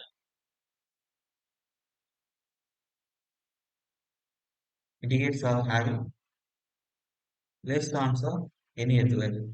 வாய்ப்புகள் இருக்கும் அது ரொம்ப கம்மி நல்லது ஏற்படுறது. இப்ப இண்டிகேட்ஸ்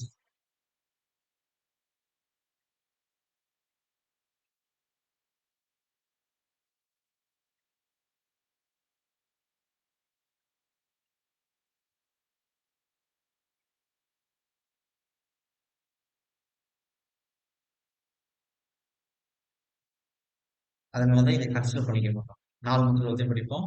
லாஸ்டா வரக்கூடிய இந்த ஒண்ணுங்கிறது மேலேருந்து ஒரு முறை குறைஞ்சு இருக்கிற ஒரு விதி போனதுக்கிட்டே வரும். இது வந்து நடக்கலாம் நடக்காம போகலாம். அப்படி ரொம்ப வருஷமா இருக்கு. அது அந்த இடத்துல நடந்தே ஒரு 3 வருஷம் நடந்திருக்கு, 4 வருஷமா இருக்கு.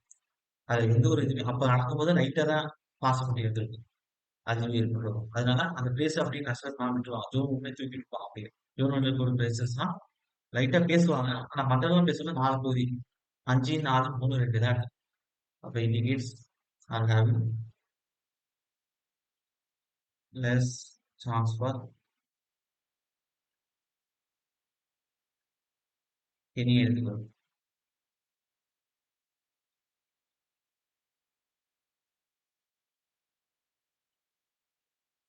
அப்ப நம்ம எடுத்துக்கிற கன்செப்ஷன் வந்து இந்தியாவுல பார்க்கறத தமிழ்நாட்டுல தான் சூப்பர் சொல்லி பார்க்கணும். இப்ப சென்னை எதுல இருக்கு அப்படின்னா லோகசல் 3ல இருக்கு. குறைந்த ஆபத்து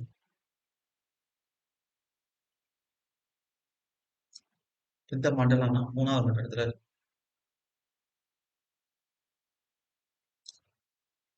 நாகப்பட்டினம் 2வது மண்டலத்துல இருக்கு.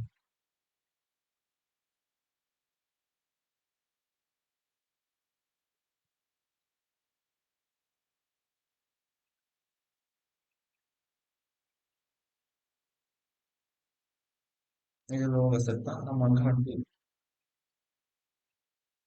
அதுக்கடுத்து மதுரை. ஓகேவா? இதை அடக்கலாம். மதுரையை தான் பாதிப்பு ரொம்ப ரொம்ப கம்மி. ஓகே, 1வது மண்டலம் தான். இதை கன்சிடர் பண்ண மாட்டோம். அதனால மதுரை.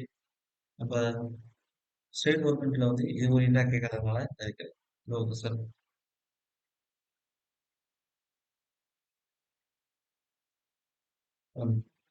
கோயம்புத்தூர் மாடரேட் ஹசார்ட் அதாவது த்ரீ த்ரீ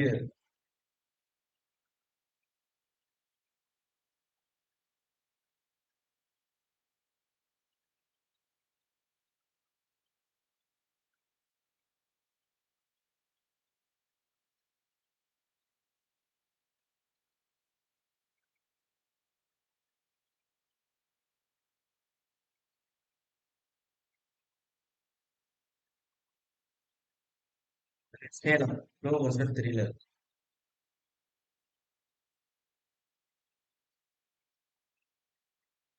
அவ்வளவுதான். இதான் தமிழ்நாட்டுல வந்து இதுக்கு முன்னாடி நிலநடுக்கங்கள் ஏற்பட்ட பிளேசஸ். அது இந்த மண்டலத்துல வச்சிருக்காங்க. அது ஒரு அடிப்படையில் நிலநடுக்கம்னா பெரிய அளவில் ஏற்பட்டிருக்காது, அதுவே ஏற்படும். ஓகே. அதுக்கடுத்தது இதுல சென்னை வந்து கோயம்புத்தூர், சேலம் இது மூணு மூணு மண்டலம் 3 தான். மதுரை 1ல தான் கொடுத்துருக்காங்க. நான் வச்சுருக்கேன். என்னதான் 5ல இருந்து 1 வரையும் நம்ம மண்டலங்கள் பிரிச்சு படிச்சாலும் 1வது மேக்ஸிமம் கன்சிடர் பண்ண மாட்டோம். எடுத்துக்காட்டே வர்றது வாய்ப்பு கம்மி தான். படிக்கணுங்கிறதுக்காண்டி படிப்போம். ஆனா தியரட்டிக்கலா இங்க எழுதும்போது 4 மண்டலத்தை தான் கன்சிடர் பண்ணிக்குவோம். அதனாலதான் நம்பர் ஆஃப் எடுத்துக்கோ கசன்ஸ் இருக்கு அப்படின்னு கேட்கறாங்க எக்ஸாம்ல. அப்படின்னா 5 டிக் பண்றது 4 தான். ஓகே. அதுக்கடுத்து எடுத்துக்காட்டு ஓரியன்டா முடிச்சாச்சு. இப்ப என்ன இருக்கு? சுனாமி. சுனாமி எழுதிருக்கா? சுனாமி என்பது என்ன? உங்களுடைய கடற்கரையிலிருந்து 35 மீட்டர் உயரத்துக்கு உங்களுடைய அலை எழுப்புது அப்படின்னா ஹைட் ஆஃப் அலையோட மீனிங் மேல. அதான் சுனாமி. பேரலை. அப்ப சுனாமி என்பது கடற்கரையில இருந்து 35 மீட்டர் உயரம் வரை மிக உயரமான மற்றும் நீண்ட அலைகள் தொடர்ச்சியாக எழுது. அப்ப எழுதிருக்கீங்கன்னா அடுத்து இதே டிசாஸ்டர் தான் tsunami.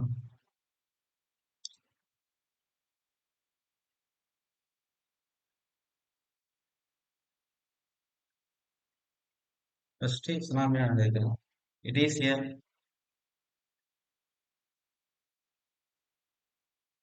series of extremely high and long waves இல்ல tide அலை. It is a series of extremely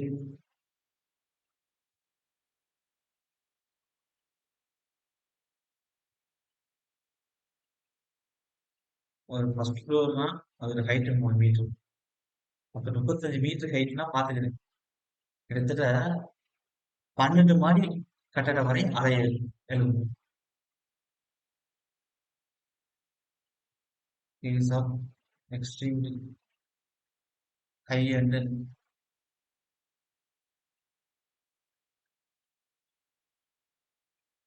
long waves up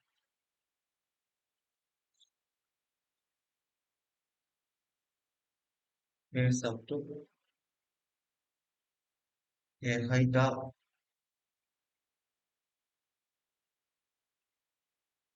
35 meter,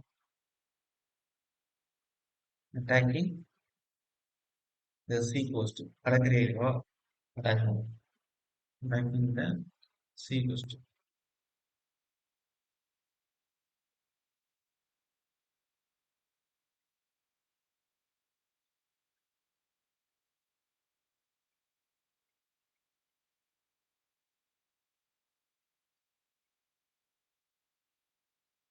அதுக்கடுத்து tsunami attacked Tamil Nadu coastal area 2004 December 26. கரெக்டா நண்பகல் நண்பகல் நைட்டு ஓகே மிட் நைட்ல கரெக்டா 1 மணி ஆகிறதுக்கு 2 மினிட்ஸ் இருக்கு வரை கரெக்டா ஐ திங்க் அதிகாலை 12:58 ஓகே புக்கில் எழுதிக்கிறேன் ஒரு நிமிஷம் பார்த்துக்கிறேன் கரெக்ட் 30 மீட்டர் அளவுக்கு வரை அது பார்த்துக்கிறது மேக்னிட் அளவுக்கு ரிக்டர் அளவில் உங்களுக்கு இந்தோனேசியாவில் வந்து சுமித்ரா மேற்கு கடற்கரையில் ஏற்பட்ட நிலநடுக்கத்தின் காரணமாக ரிக்டர்ல 9.1 9.3 அளவு பதிவாயிருக்கு ஒரு பெரிய ஒரு நிலநடுக்கம் ஏற்பட்டு பாருங்க அந்த கடலுக்குள்ள ஏற்பட்ட நிலநடுக்கம் தான் நமக்கு சுனாமி இருந்தது தான் முக்கியமான இது எழுதிக்கிறேன் சுனாமி அட்டாக்ட்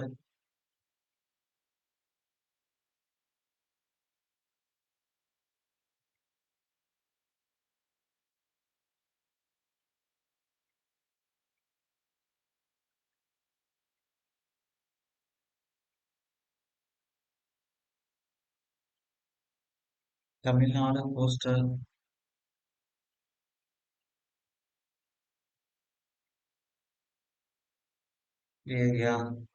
ஏரியாஸ் வந்துட்டு டைனா இம்பார்ட்டன்ட்ல 38 ஹவர்ஸ் இயர்லி வார்னிங்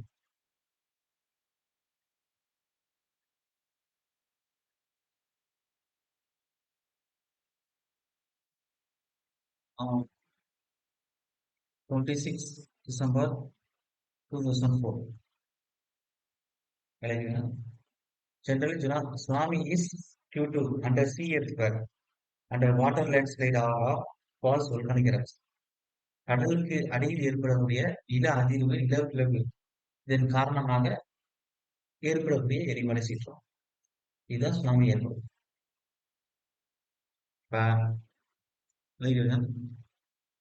பொதுவா generally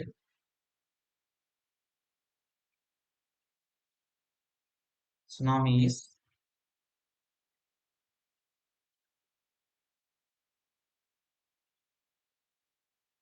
due to undersea earthquake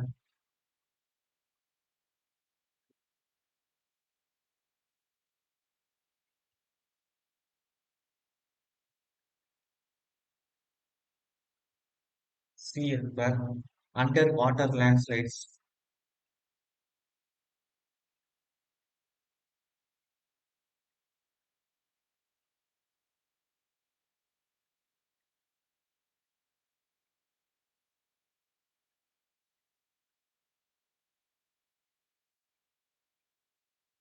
or rock falls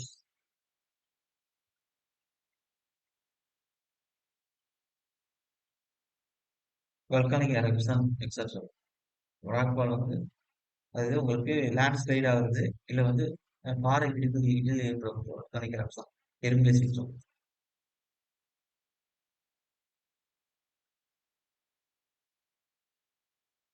eruptions etc. இதுதான் சுனாமி ஏற்படுது அப்ப சுனாமி 2004 வந்தது நமக்கு இந்தோனேசியா கடற்கரையில ஏற்பட்ட நிலநடுக்கத்தின் காரணமாக அப்ப ரிக்டர்ல சொன்ன 9.1 9.2 பதிவேறு சுனாமி 2004 பாசிட்டிவ் டு 10 மாடி கட்டிட வரை பாதிக்கப்பட்டிருக்கு. அவ்வளவு ஹைட்டு நிறைய இருக்கு. அதை பாருங்க. நமக்கு தமிழ்நாட்டில் ஏற்பட்ட அந்த பாதிக்கும் போது அலை எந்த அளவுக்கு இருக்குன்னா பாருங்க. அப்ப அவர்கள்னா மக்கள் இருக்கிறதே எவ்வளவு தூரத்துக்கு இருப்பாங்க, எவ்வளவு ஹைட்டுக்கு வந்து சுனாமி இங்கேருந்து வருது அப்படின்னா ஒரு மக்கள் என்ன செய்வாங்க, அதை பத்தி முன்னெச்சரிக்கை அதிகம் யாருக்குமே இருக்காது. அப்போ ஒரு 2 மாடிக்கு மேல எடுத்து நிப்பாங்க. அதான் 10 மாடி அளவுக்கு வருது. அப்புறம் எப்படி அதுல தப்பிக்க முடியும்? அப்ப எவ்வளவு பேர் இறந்து போனாலும் அவங்களுக்கு இது. ஓகே. அது கிட்டத்தட்ட 10 மினிட்ஸ் வரையும் தான் அது வந்துச்சு. அதுக்கே அப்புறம் போய் சேரும். Tsunami 2004 was due to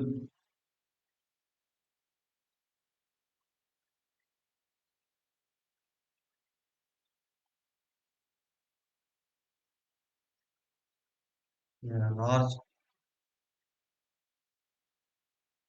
under sea earthquake.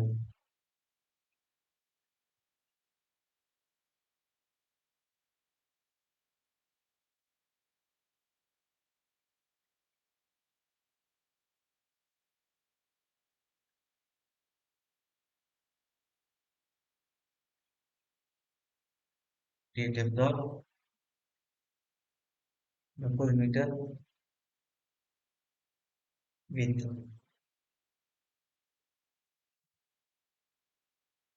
Its epicenter.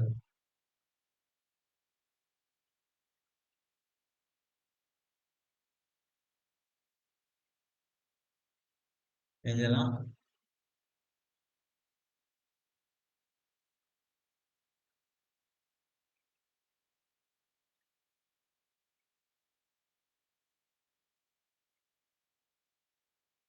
epicenter of the west coast of Switzerland.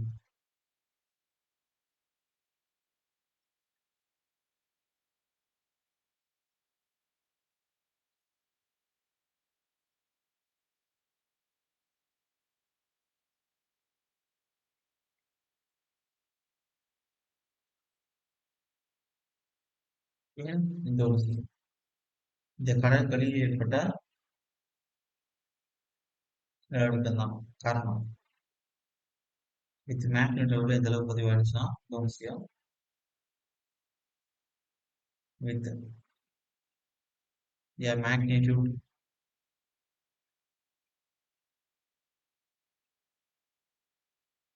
of 9.1 to 9.3 Richter அளவுக்கு பதிவாச்சு at in Richter scale. நிலநடுக்கத்தை அளக்கிறதுக்கான அளவு ரிக்டர் ஸ்கேல். சீஸ்மோகிராபி சீஸ்மோமீட்டர் மூலம் அளவு ஞாபகம் ரிக்டர் ஸ்கேல். இது எக்ஸாம் கேட்டிருக்காங்க. அது ஒரு டியூரேஷன் எவ்வளவு நேரம் இருந்துச்சு தமிழ்நாட்டில் ஏற்படாத சுனாமி 2004 அப்படின்னா 8.3 to 10 minutes இருந்துச்சு. டியூரேஷன் சரி சுனாமியை சொல்லிட்டு இருக்கு பாருங்க மாத்தி. அதாவது அந்த நிலநடுக்கம் ஏற்பட்ட டைம் அது ஏற்பட்டது கடல் கடியில வந்து ஒரு 10 மினிட்ஸ் 8.3 to 10 மினிட்ஸ் வரை தான் இருந்துச்சு. அதனால நமக்கு தான் ஏற்பட்ட ஆபத்து வந்து ரொம்ப நேரம் இருந்துச்சு சுனாமிங்கிறது. இப்ப its duration was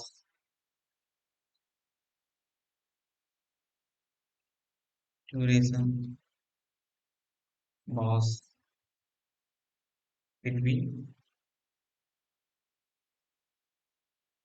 8.3 to 10 minutes. நிலதிர்வு இந்த அளவுக்கு வந்துச்சு. அதுக்கடுத்து என்ன விதிக்கிறீங்க அப்படின்னா இந்தியாவுல அடிக்கடி இயற்கை சீற்றங்கள் என்னென்ன சந்திக்கிறோம் அப்படின்னு பார்க்க போறோம். கனமழை, வெள்ளத்துல ஏற்படுற பெரிய இழப்பு, கடுமையான சூறாவளி, வேற என்ன சொல்லலாம்? ஓகே, அவ்வளவுதான். இதை பார்த்துட்டா உங்களுக்கு கிட்டத்தட்ட முடிஞ்சிருச்சு. ஒரு கொஸ்டின் உங்களுக்கு கண்டிப்பா இதுல தெரிஞ்சிடலாம் அப்படிங்கிற அளவுக்கு தரும். Okay, எழுதிக்கிறேங்க.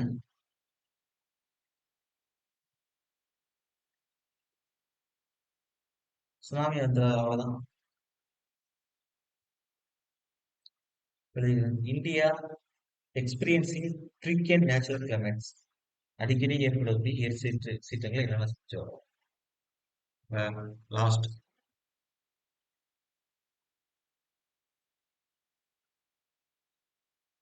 India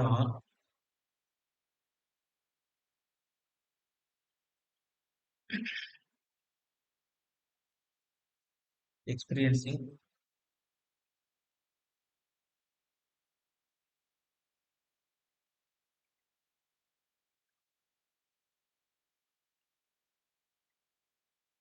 we can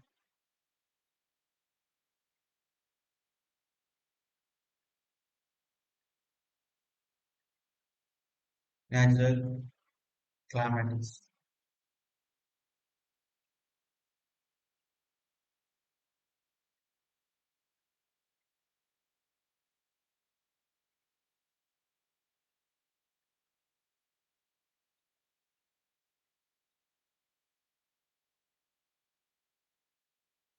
First heavy rainfall போதும்.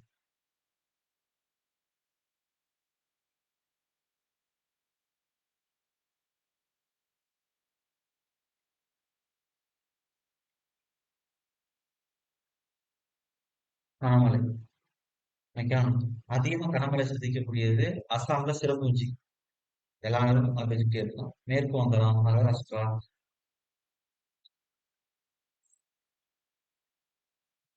நீங்க வந்து எதனா ரீசெண்டா உள்ளதா அப்டேட் பண்ணிக்கிறோம். ஹெவி ரெயின்ஃபால்னா லாஸ்ட் 2 இயர்ஸ் இருக்குது. நான் பொதுவா வந்து ஸ்டாண்டர்ட் புக்ல என்ன இருக்கோ அத சிலபஸ் அந்த மாதிரி. Assam Cherrapunji.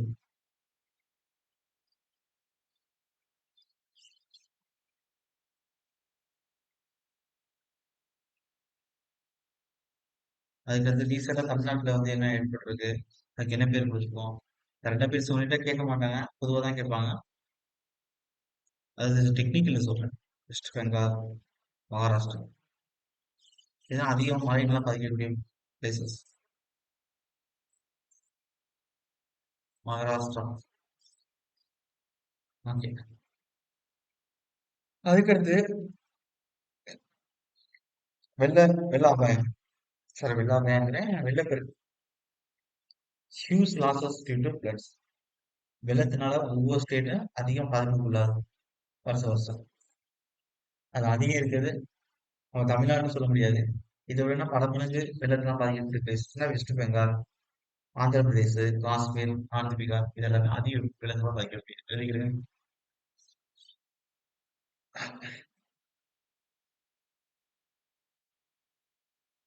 Huge losses due to flood.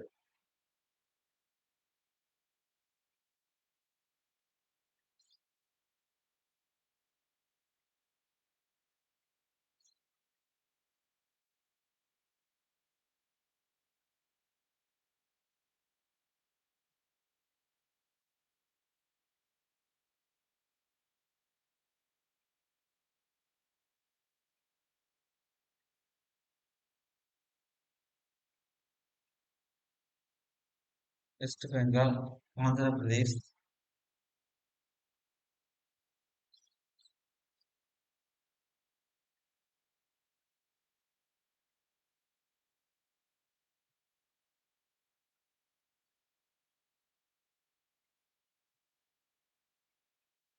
Kashmir,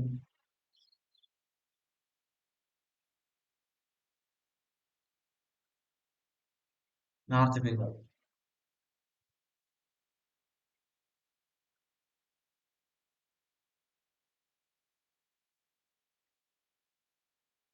அதுக்கடுத்து சிவியர் சைக்ளோன்ஸ் கடுமையான சூறாவளிகள் அப்படின்னா குஜராத், வெஸ்ட் பெங்கால் எல்லா இடத்துலயும் வெஸ்ட் பெங்கால் தான் வரும்.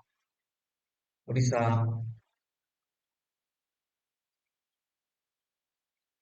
சிவியர் சைக்ளோன்ஸ் இதெல்லாம் சில பாயிண்ட் டீட்டெயில் எழுதிக்கலாம்.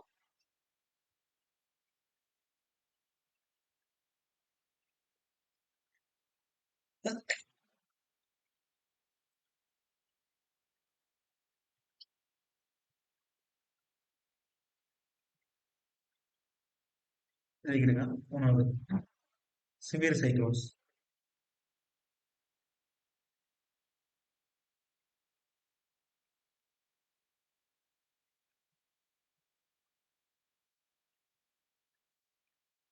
குஜராத்,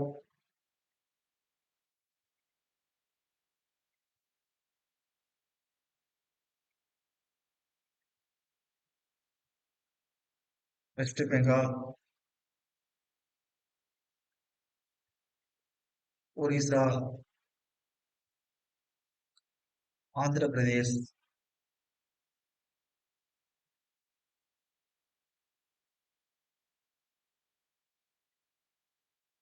அண்ட் அசாம்.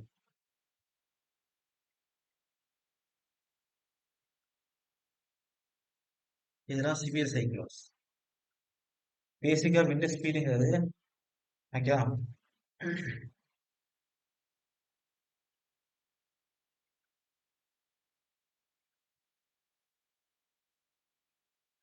ஒரு தரமட்டத்துல இருந்து 10 மீட்டர் உயரத்துல எந்த அளவுக்கு ஸ்பீட் இருக்கு மெஷர் பண்றது.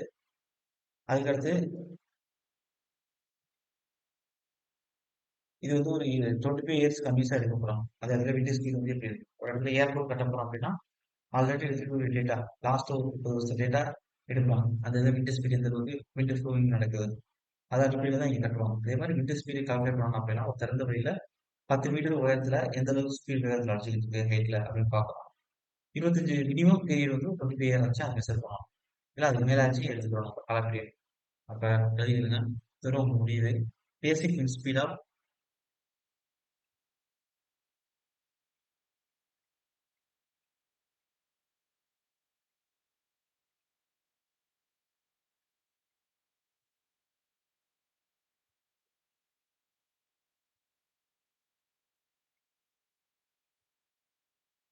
கேரிங்க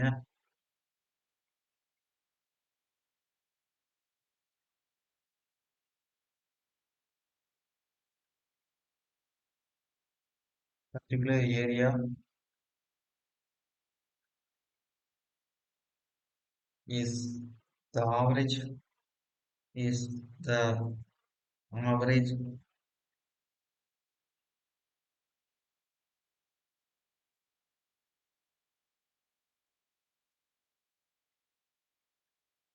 peak wind speed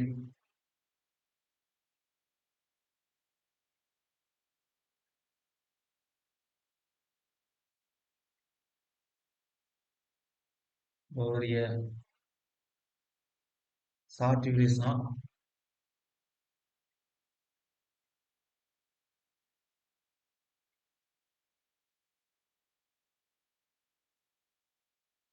5 seconds and at the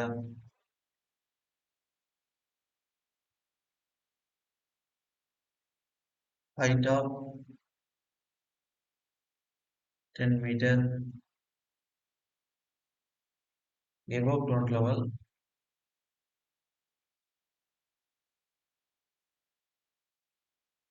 in an open terrain. In an open terrain.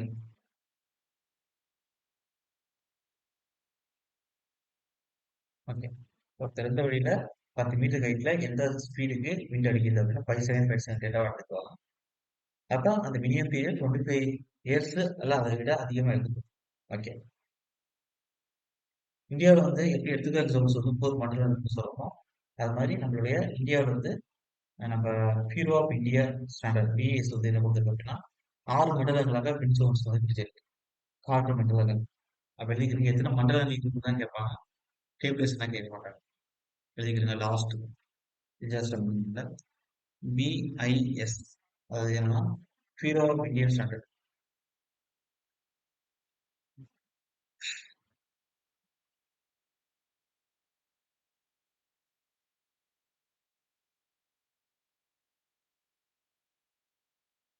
Indian standard. இது என்ன செஞ்சிருக்கு அப்படின்னா இந்தியன் ஸ்டாண்டர்ட் சொல்றோம்னா has classified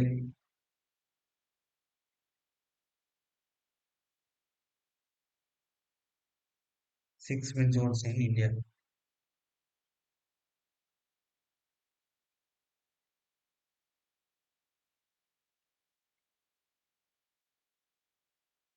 Okay. அவ்வளவுதான் டிசாஸ்டர் மேனேஜ்மெண்ட் பிரிச்சு உங்களுக்கு. அப்ப இந்த டிசாஸ்டர் மேனேஜ்மெண்ட்ல நான் கொடுத்துருக்க இந்த டேட்டாஸ் பத்தி நீங்க பார்த்தா போதும். இதுக்கு முன்னாடி நீங்க வேணா எடுத்து பார்த்துக்கிட்டுங்க. இதுக்குள்ள தான் கொஸ்டின் இருக்கும். கிட்டத்தட்ட இதுக்குள்ள கொஸ்டின் சரி எவ்வளவு இருக்கும் நான் டீட்டெயில்டா தான் கொடுத்துருக்கேன். நான் இதுக்கு முன்னாடி பேட்ச்ல கூட இவ்வளவு நடத்துறேன். அப்ப இதுல வந்து உங்களுக்கு கண்டிப்பாக டிகிரிடபிள்ல ஒரு கொஸ்டின் மேல போக மாட்டாங்க. அது கன்ஃபார்ம். ஆனா ஒரு கொஸ்டின் மஸ்ட். ஆப்ஷன் தான் சொல்லுது. ஆனால் டிப்ளமோல ஒரு கொஸ்டின் கேட்கலாம், 2 கொஸ்டின் கேட்கலாம். ஆனா ஒண்ணு மஸ்ட். அதெல்லாம் டோட்டல் டிஎஸ் இதுல யாருக்காச்சும் டவுட் இருந்துச்சுன்னா என்கிட்ட கேட்கலாம். சார் டவுட் இருக்கா இருக்காங்க? கொடுத்த நோட்ஸ்லயோ இல்ல எதுல உங்களுக்கு டவுட் இருக்கா? சொல்லுங்க. Sir okay. அப்ப இதுல மனப்பாடம் பண்ற மாதிரி இருக்குன்னா என்ன சார் மனப்பாடம் பண்றது மாதிரி இருக்கும் அப்படின்னா நியூமெரிக்கல் நம்பர்ஸ். அந்த ஹெல்ப்லைன்ஸ் கொடுத்துருக்கான ஓரங்க. அது வந்து எது எதுக்கு என்னென்ன நம்பர் மனப்பாடம் பண்ணி வச்சுக்கணும். ஓகே, அவ்வளவுதான். இப்ப அடுத்து அடுத்து என்ன பார்க்க போறோம்னா வெயிட். இதுல இருந்து வேற ஏதாச்சும் சின்ன டாபிக்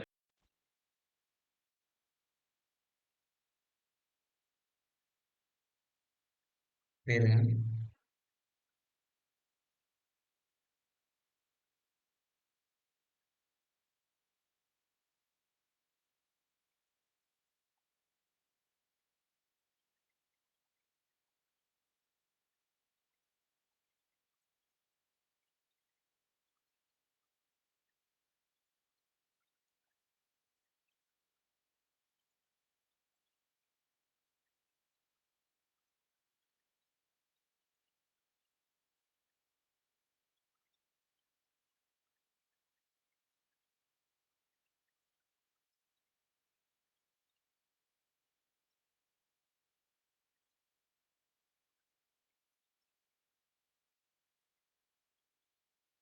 குவாலிட்டி மேனேஜ்மெண்ட்.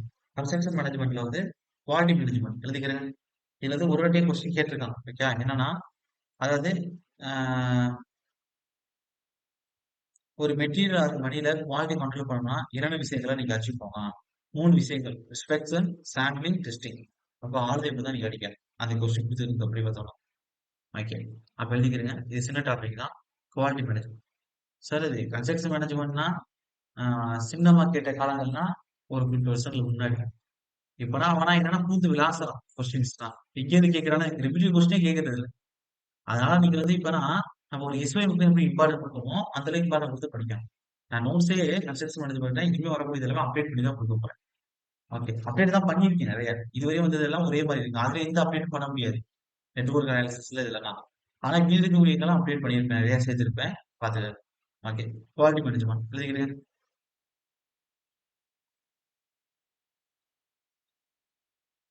குவாலிட்டினா தரம் தான்.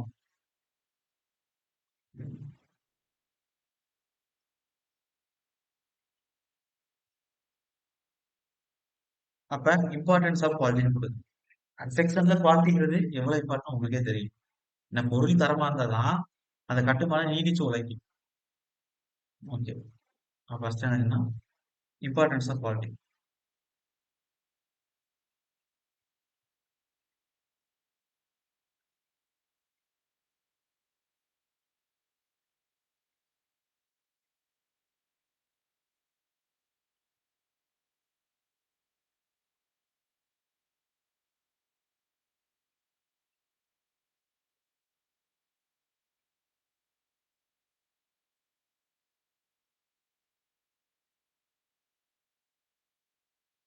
இன் construction industry, in construction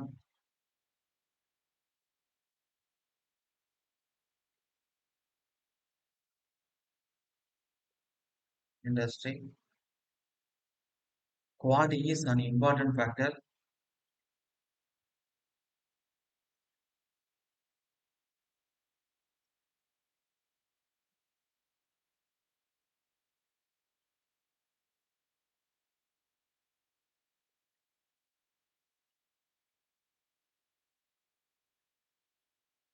The main aim of construction engineer,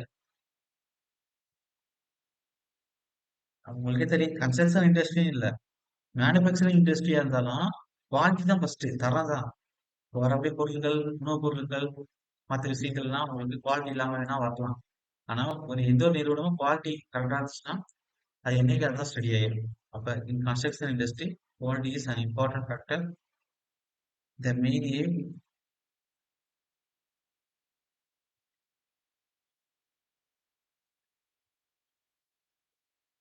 aim of construction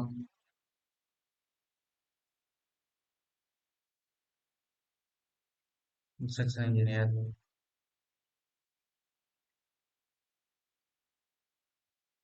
is to give a quality construction.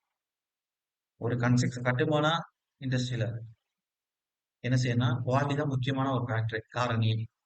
அப்ப கன்ஸ்ட்ரக்ஷன் இன்ஜினியர் வந்து குவாலிட்டிய கன்ஸ்ட்ரக்ஷன்ல ஒரு மெயின் எய்மா நினைச்சு அது ஒரு டார்கெட்டா நினைச்சு கொடுக்கணும் அப்படின்னு சொல்றாங்க. அப்ப construction engineer is to give a quality construction. Main எய்மா ஒரு குவாலிட்டியான கன்ஸ்ட்ரக்ஷன் கொடுக்கணும் கட்டுமானத்தை. அப்ப the main aim of construction engineer is to give a quality construction.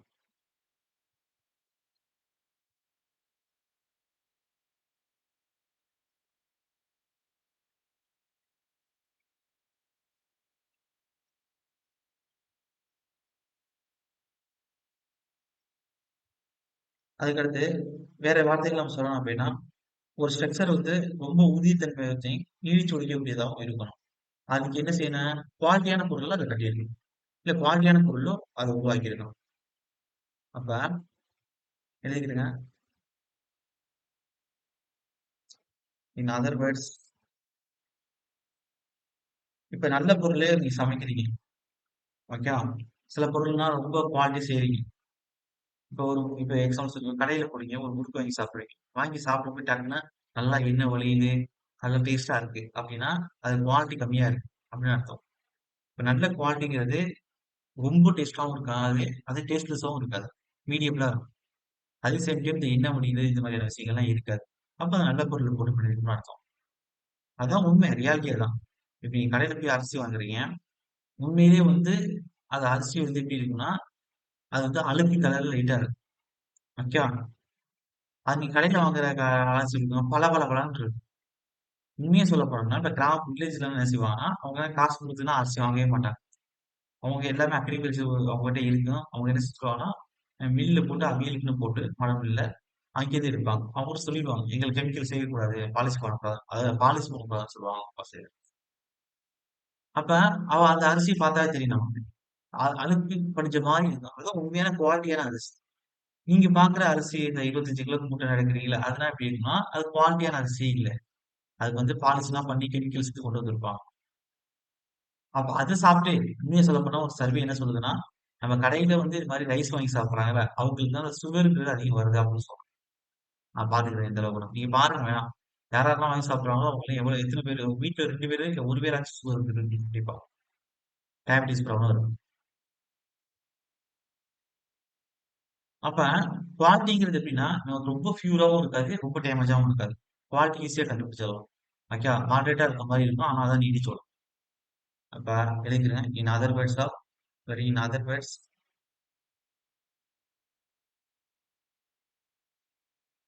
if a structure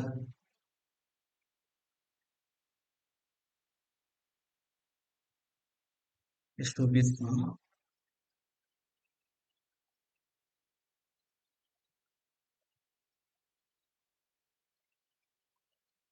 and it is to be construction to be strong,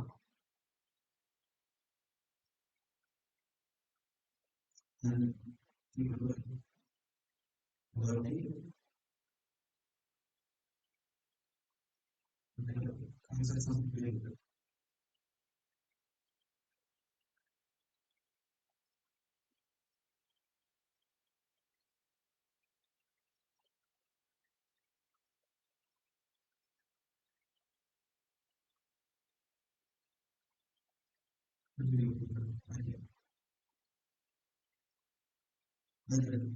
இரண்டாவது point என்னன்னா ஒண்ணும் இல்ல.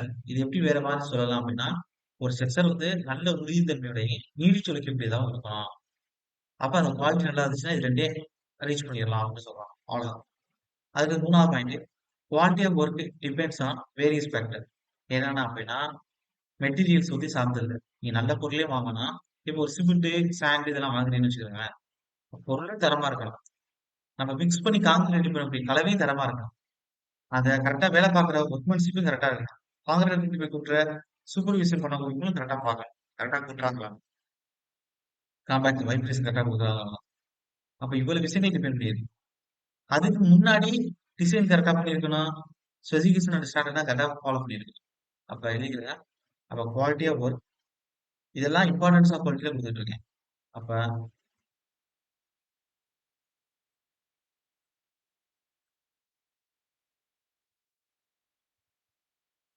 சார் கவனிக்கிறீங்க தானே? Quality of your work Yes. Yes, sir. depends on various factors such as materials, mixers, கலவைன்னு சொல்றேன். மிக்சர்னு சொல்லுவோம்ல அதான். Mixtures கொடுக்கும். ஒர்க்மேன்ஷிப். சில இதுல அப்பா கலவை கரெக்டா குடுத்தாலுமே, வேலை பார்க்குறவங்க உங்களுக்கு கரெக்டான டீசல் போட மாட்டாங்க. நம்ம எல்லாம் பாடி பேட்சிங் தானே பண்றோம். இப்ப இப்ப இத்தனை சாக் செட்ல வந்து இத்தனை சட்டி வந்து ஷிஃப்ட் போட்டுங்க, இத்தனை சட்டி போட்டுங்க, இத்தனை மட்டை போடுங்க. அப்படிதான் நம்ம குடுத்துருப்போம். அவங்க வந்து வந்து மறந்து மறந்துட்டு கூட்டுறது இது மேக்ஸிமம் நடக்காது. சொல்றேன். அப்ப அது மாதிரியான பிரச்சனைகள் ஏற்படுறது. இல்ல கலவை கலக்கு வந்து ஒழுங்கா கரெக்டா கலக்குறது இல்ல. அப்ப ஒர்க்மேன்ஷிப்ல பிரச்சனை இருக்குது. கொண்டு போய் கொட்டும்பொழுது கரெக்டா கொட்டணும். சூப்பர்வைசிங் பண்றவங்க கரெக்டா பார்க்கணும். கரெக்டா கொட்டுறாங்களான்னு. அப்ப supervision etcetera. It also depends on அப்ப உங்களுக்கு குவாலிட்டி ஆஃப் ஒர்க்குங்கிறது மெட்டீரியல் டிபெண்ட் பண்ணியிருக்கு. நல்ல பொருளா இருக்கணும். பிரசிம்னா நல்ல பொருளா இருக்கணும். பிரசிம்டா இருக்கணும். ஸ்டோரேஜ் இருக்கக்கூடாது. அதுக்கடுத்து மிக்சர்ஸ் கலவை நல்லா ரெடி பண்ணணும். ஒர்க்மேன்ஷிப் நல்லா இருக்கணும். சூப்பர்வைசிங் பண்றவங்க கரெக்டா பார்க்கணும். இதோட சேர்த்து அதுக்கு முன்னாடி அந்த இடத்துல ஸ்லாப் கொட்டுறோம் அப்படின்னா அதோட டிசைன் கரெக்டா இருக்கணும். நம்ம இப்போ காங்கிரீட்னா அதுக்கு நம்ம கொடுக்கக்கூடிய specification cement fine grade core certificate cement இந்த ப்ரொபோசன் இந்த கிரேடுனா அது கரெக்டா இருக்கு.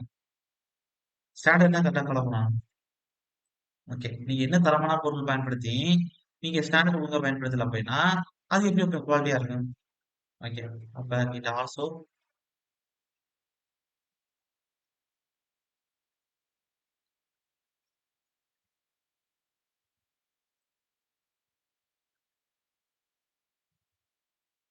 depends on safe design,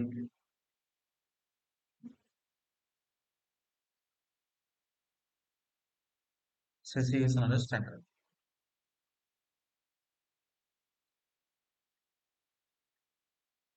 And standard.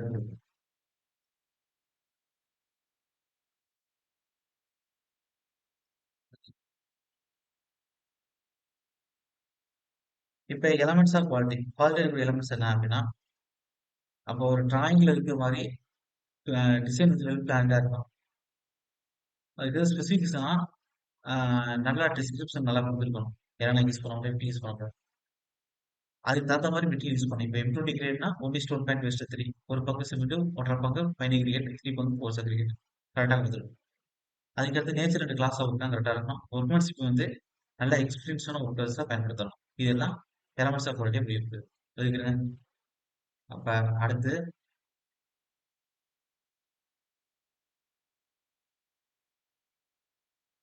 elements of quality. Quality. First, well-planned design with a complete track.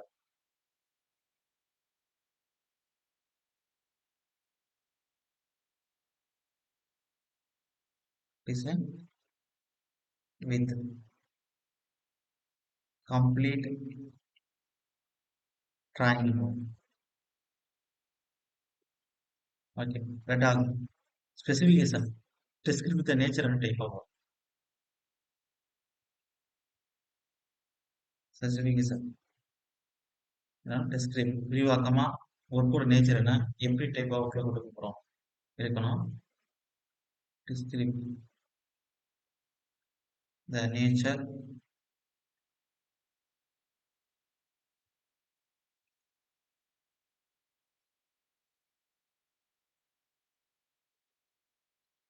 and type of work.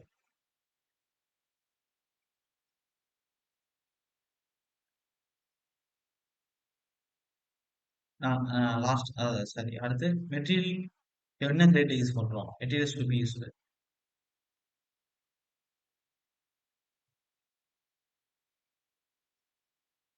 கரெக்டான கிரேட் யூஸ் பண்ணணும். To be used அதே with their grades linear ரேஷியோனா அது கரெக்டா ஃபாலோ பண்ணும். S creates creates அது ஒரு concept expression வச்சு எழுதலாம்.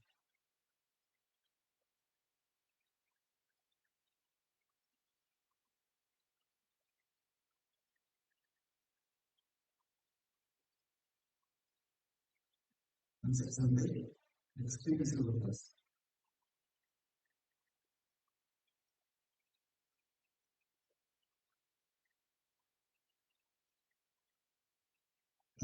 நேச்சர் அண்ட் கிளாஸ் ஆகும்.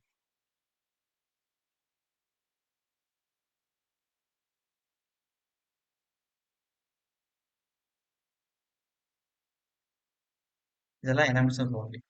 அதுக்கடுத்து நம்ம ஒரு மெட்டீரியலோ மணியோ குவாலிட்டி கண்ட்ரோல் பண்ணணும் அப்படின்னா 4 விஷயம் கரெக்டா இருக்கும். இன்ஸ்பெக்ஷன் கரெக்டான மேற்பார்வையிடல், சாம்பிளிங் டெஸ்ட்னா கரெக்டா பண்ணிருக்கணும். சாம்பிளிங்னா ஃபர்ஸ்ட் எவ்வளவு நம்பர்ஸ் இருக்குன்னு இருக்குல்ல, இமேஜ்ல நம்பர்ஸ் இருக்கணும். கரெக்டா டெஸ்டிங் பண்ணணும். எக்ஸாம்பிள் கேட்டாச்சு.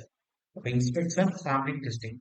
உண்மையை சொல்ல போனா இந்த குவாலிட்டி மேனேஜ்மெண்ட்ல இருந்து அவங்க கேட்ட ஒரே ஒரு கொஸ்டின்னா இப்ப கொடுக்குது இது 3 இந்த இன்ஸ்பெக்ஷன், சாம்பிளிங், டெஸ்டிங் இந்த 3 பேர் தான் கேட்டிருக்காங்க. அது materials and money quality control can be achieved by the following methods of testing. அப்ப அதுக்காக தான் இப்பொழுது படிக்கணும். அப்ப நம்ம குவாலிட்டி கண்ட்ரோல் மேனேஜ்மெண்ட் நம்ம வார்த்தை கொடுத்துட்டான். அப்ப அதுக்கு நம்ம என்ன பார்த்துருக்கோம். இதுக்கு முன்னாடி இதுல கேட்ட கொஸ்டின் ஒரு கொஸ்டின் இதான் எழுதிக்கிறேன். அதாவது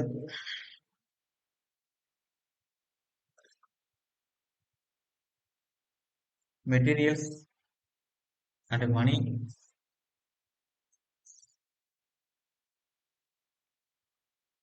சரி மணி மெயின் எழுதிக்கிட்டு quality control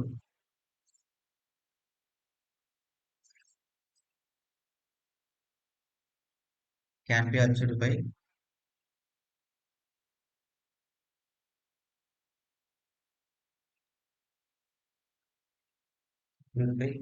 the following methods.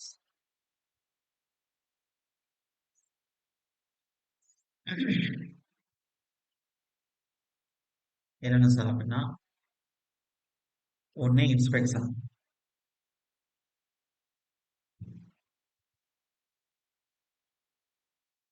ரெண்டாவது சாம்பிளிங்,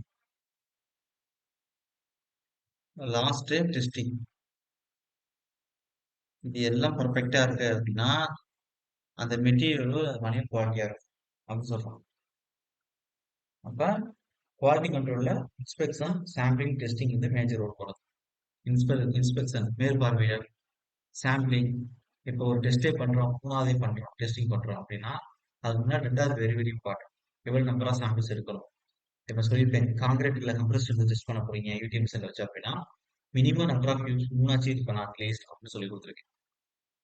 அப்ப இன்ஸ்பெக்ஷன், சாம்பிளிங், டெஸ்டிங் இது 3 தான் குவாலிட்டி கண்ட்ரோல்ல மேஜர் ரோல் பண்ணுது. அப்ப எக்ஸாம்பிள் கேட்டாச்சு இது 3 பார்க்கணும். அவ்வளவுதான். அதுக்கடுத்து ஒரு பட்ஜெட் ப்ரொவிஷன்ஸ், பட்ஜெட் எப்படி தயாரிக்கிறாங்க, அது short term budget, long term budget, current பட்ஜெட்னா என்ன, அப்புறம் பில்ஸ் வந்து எப்படி இன்ட்ரோடக்ஷன் பண்றாங்க, வவுச்சர்னா என்ன, டைப்ஸ் ஆஃப் பேமெண்ட் என்னென்ன இருக்கு, அது ஒவ்வொன்றுக்கும் நான் வந்து நம்பர்ஸ் கொடுப்பேன் எப்படி இருக்கணும். ஓகே, டைப்ஸ் ஆஃப் பேமெண்ட்ல பில் ஃபார்ம் நம்பர் இருக்கும். இப்போ வந்து form 24 first and final bill, bill A form 25, bill B form 26, bill C form 27, bill D form 27 A, இதெல்லாம் ரன்னிங் அக்கௌண்ட் பேமெண்ட் பில் சொல்றாங்க. இதே மாதிரி இருக்கு bill C form 27 final payment bill, hand bill form 28 ஹச்ஆர்னு சொல்லுவாங்க. அப்ப இது மாதிரி இதுக்கு ஒரு சில விஷயங்கள்லாம் இருக்கு. அதனால அடுத்த சொல்ல சொல்றேன். ஓகே, நான் திரும்பவும் சொல்றேன். நான் கொடுக்குறது எல்லாமே பழைய எங்க இன்ஸ்டியூட்ல இதுக்கு முன்னாடி படிச்சு போட்ட பேட்ச்லயே நிறைய அப்டேட் பண்ணியிருக்கேன். அதனால வந்து கொஞ்சம் அதிகம் தான் வரும்.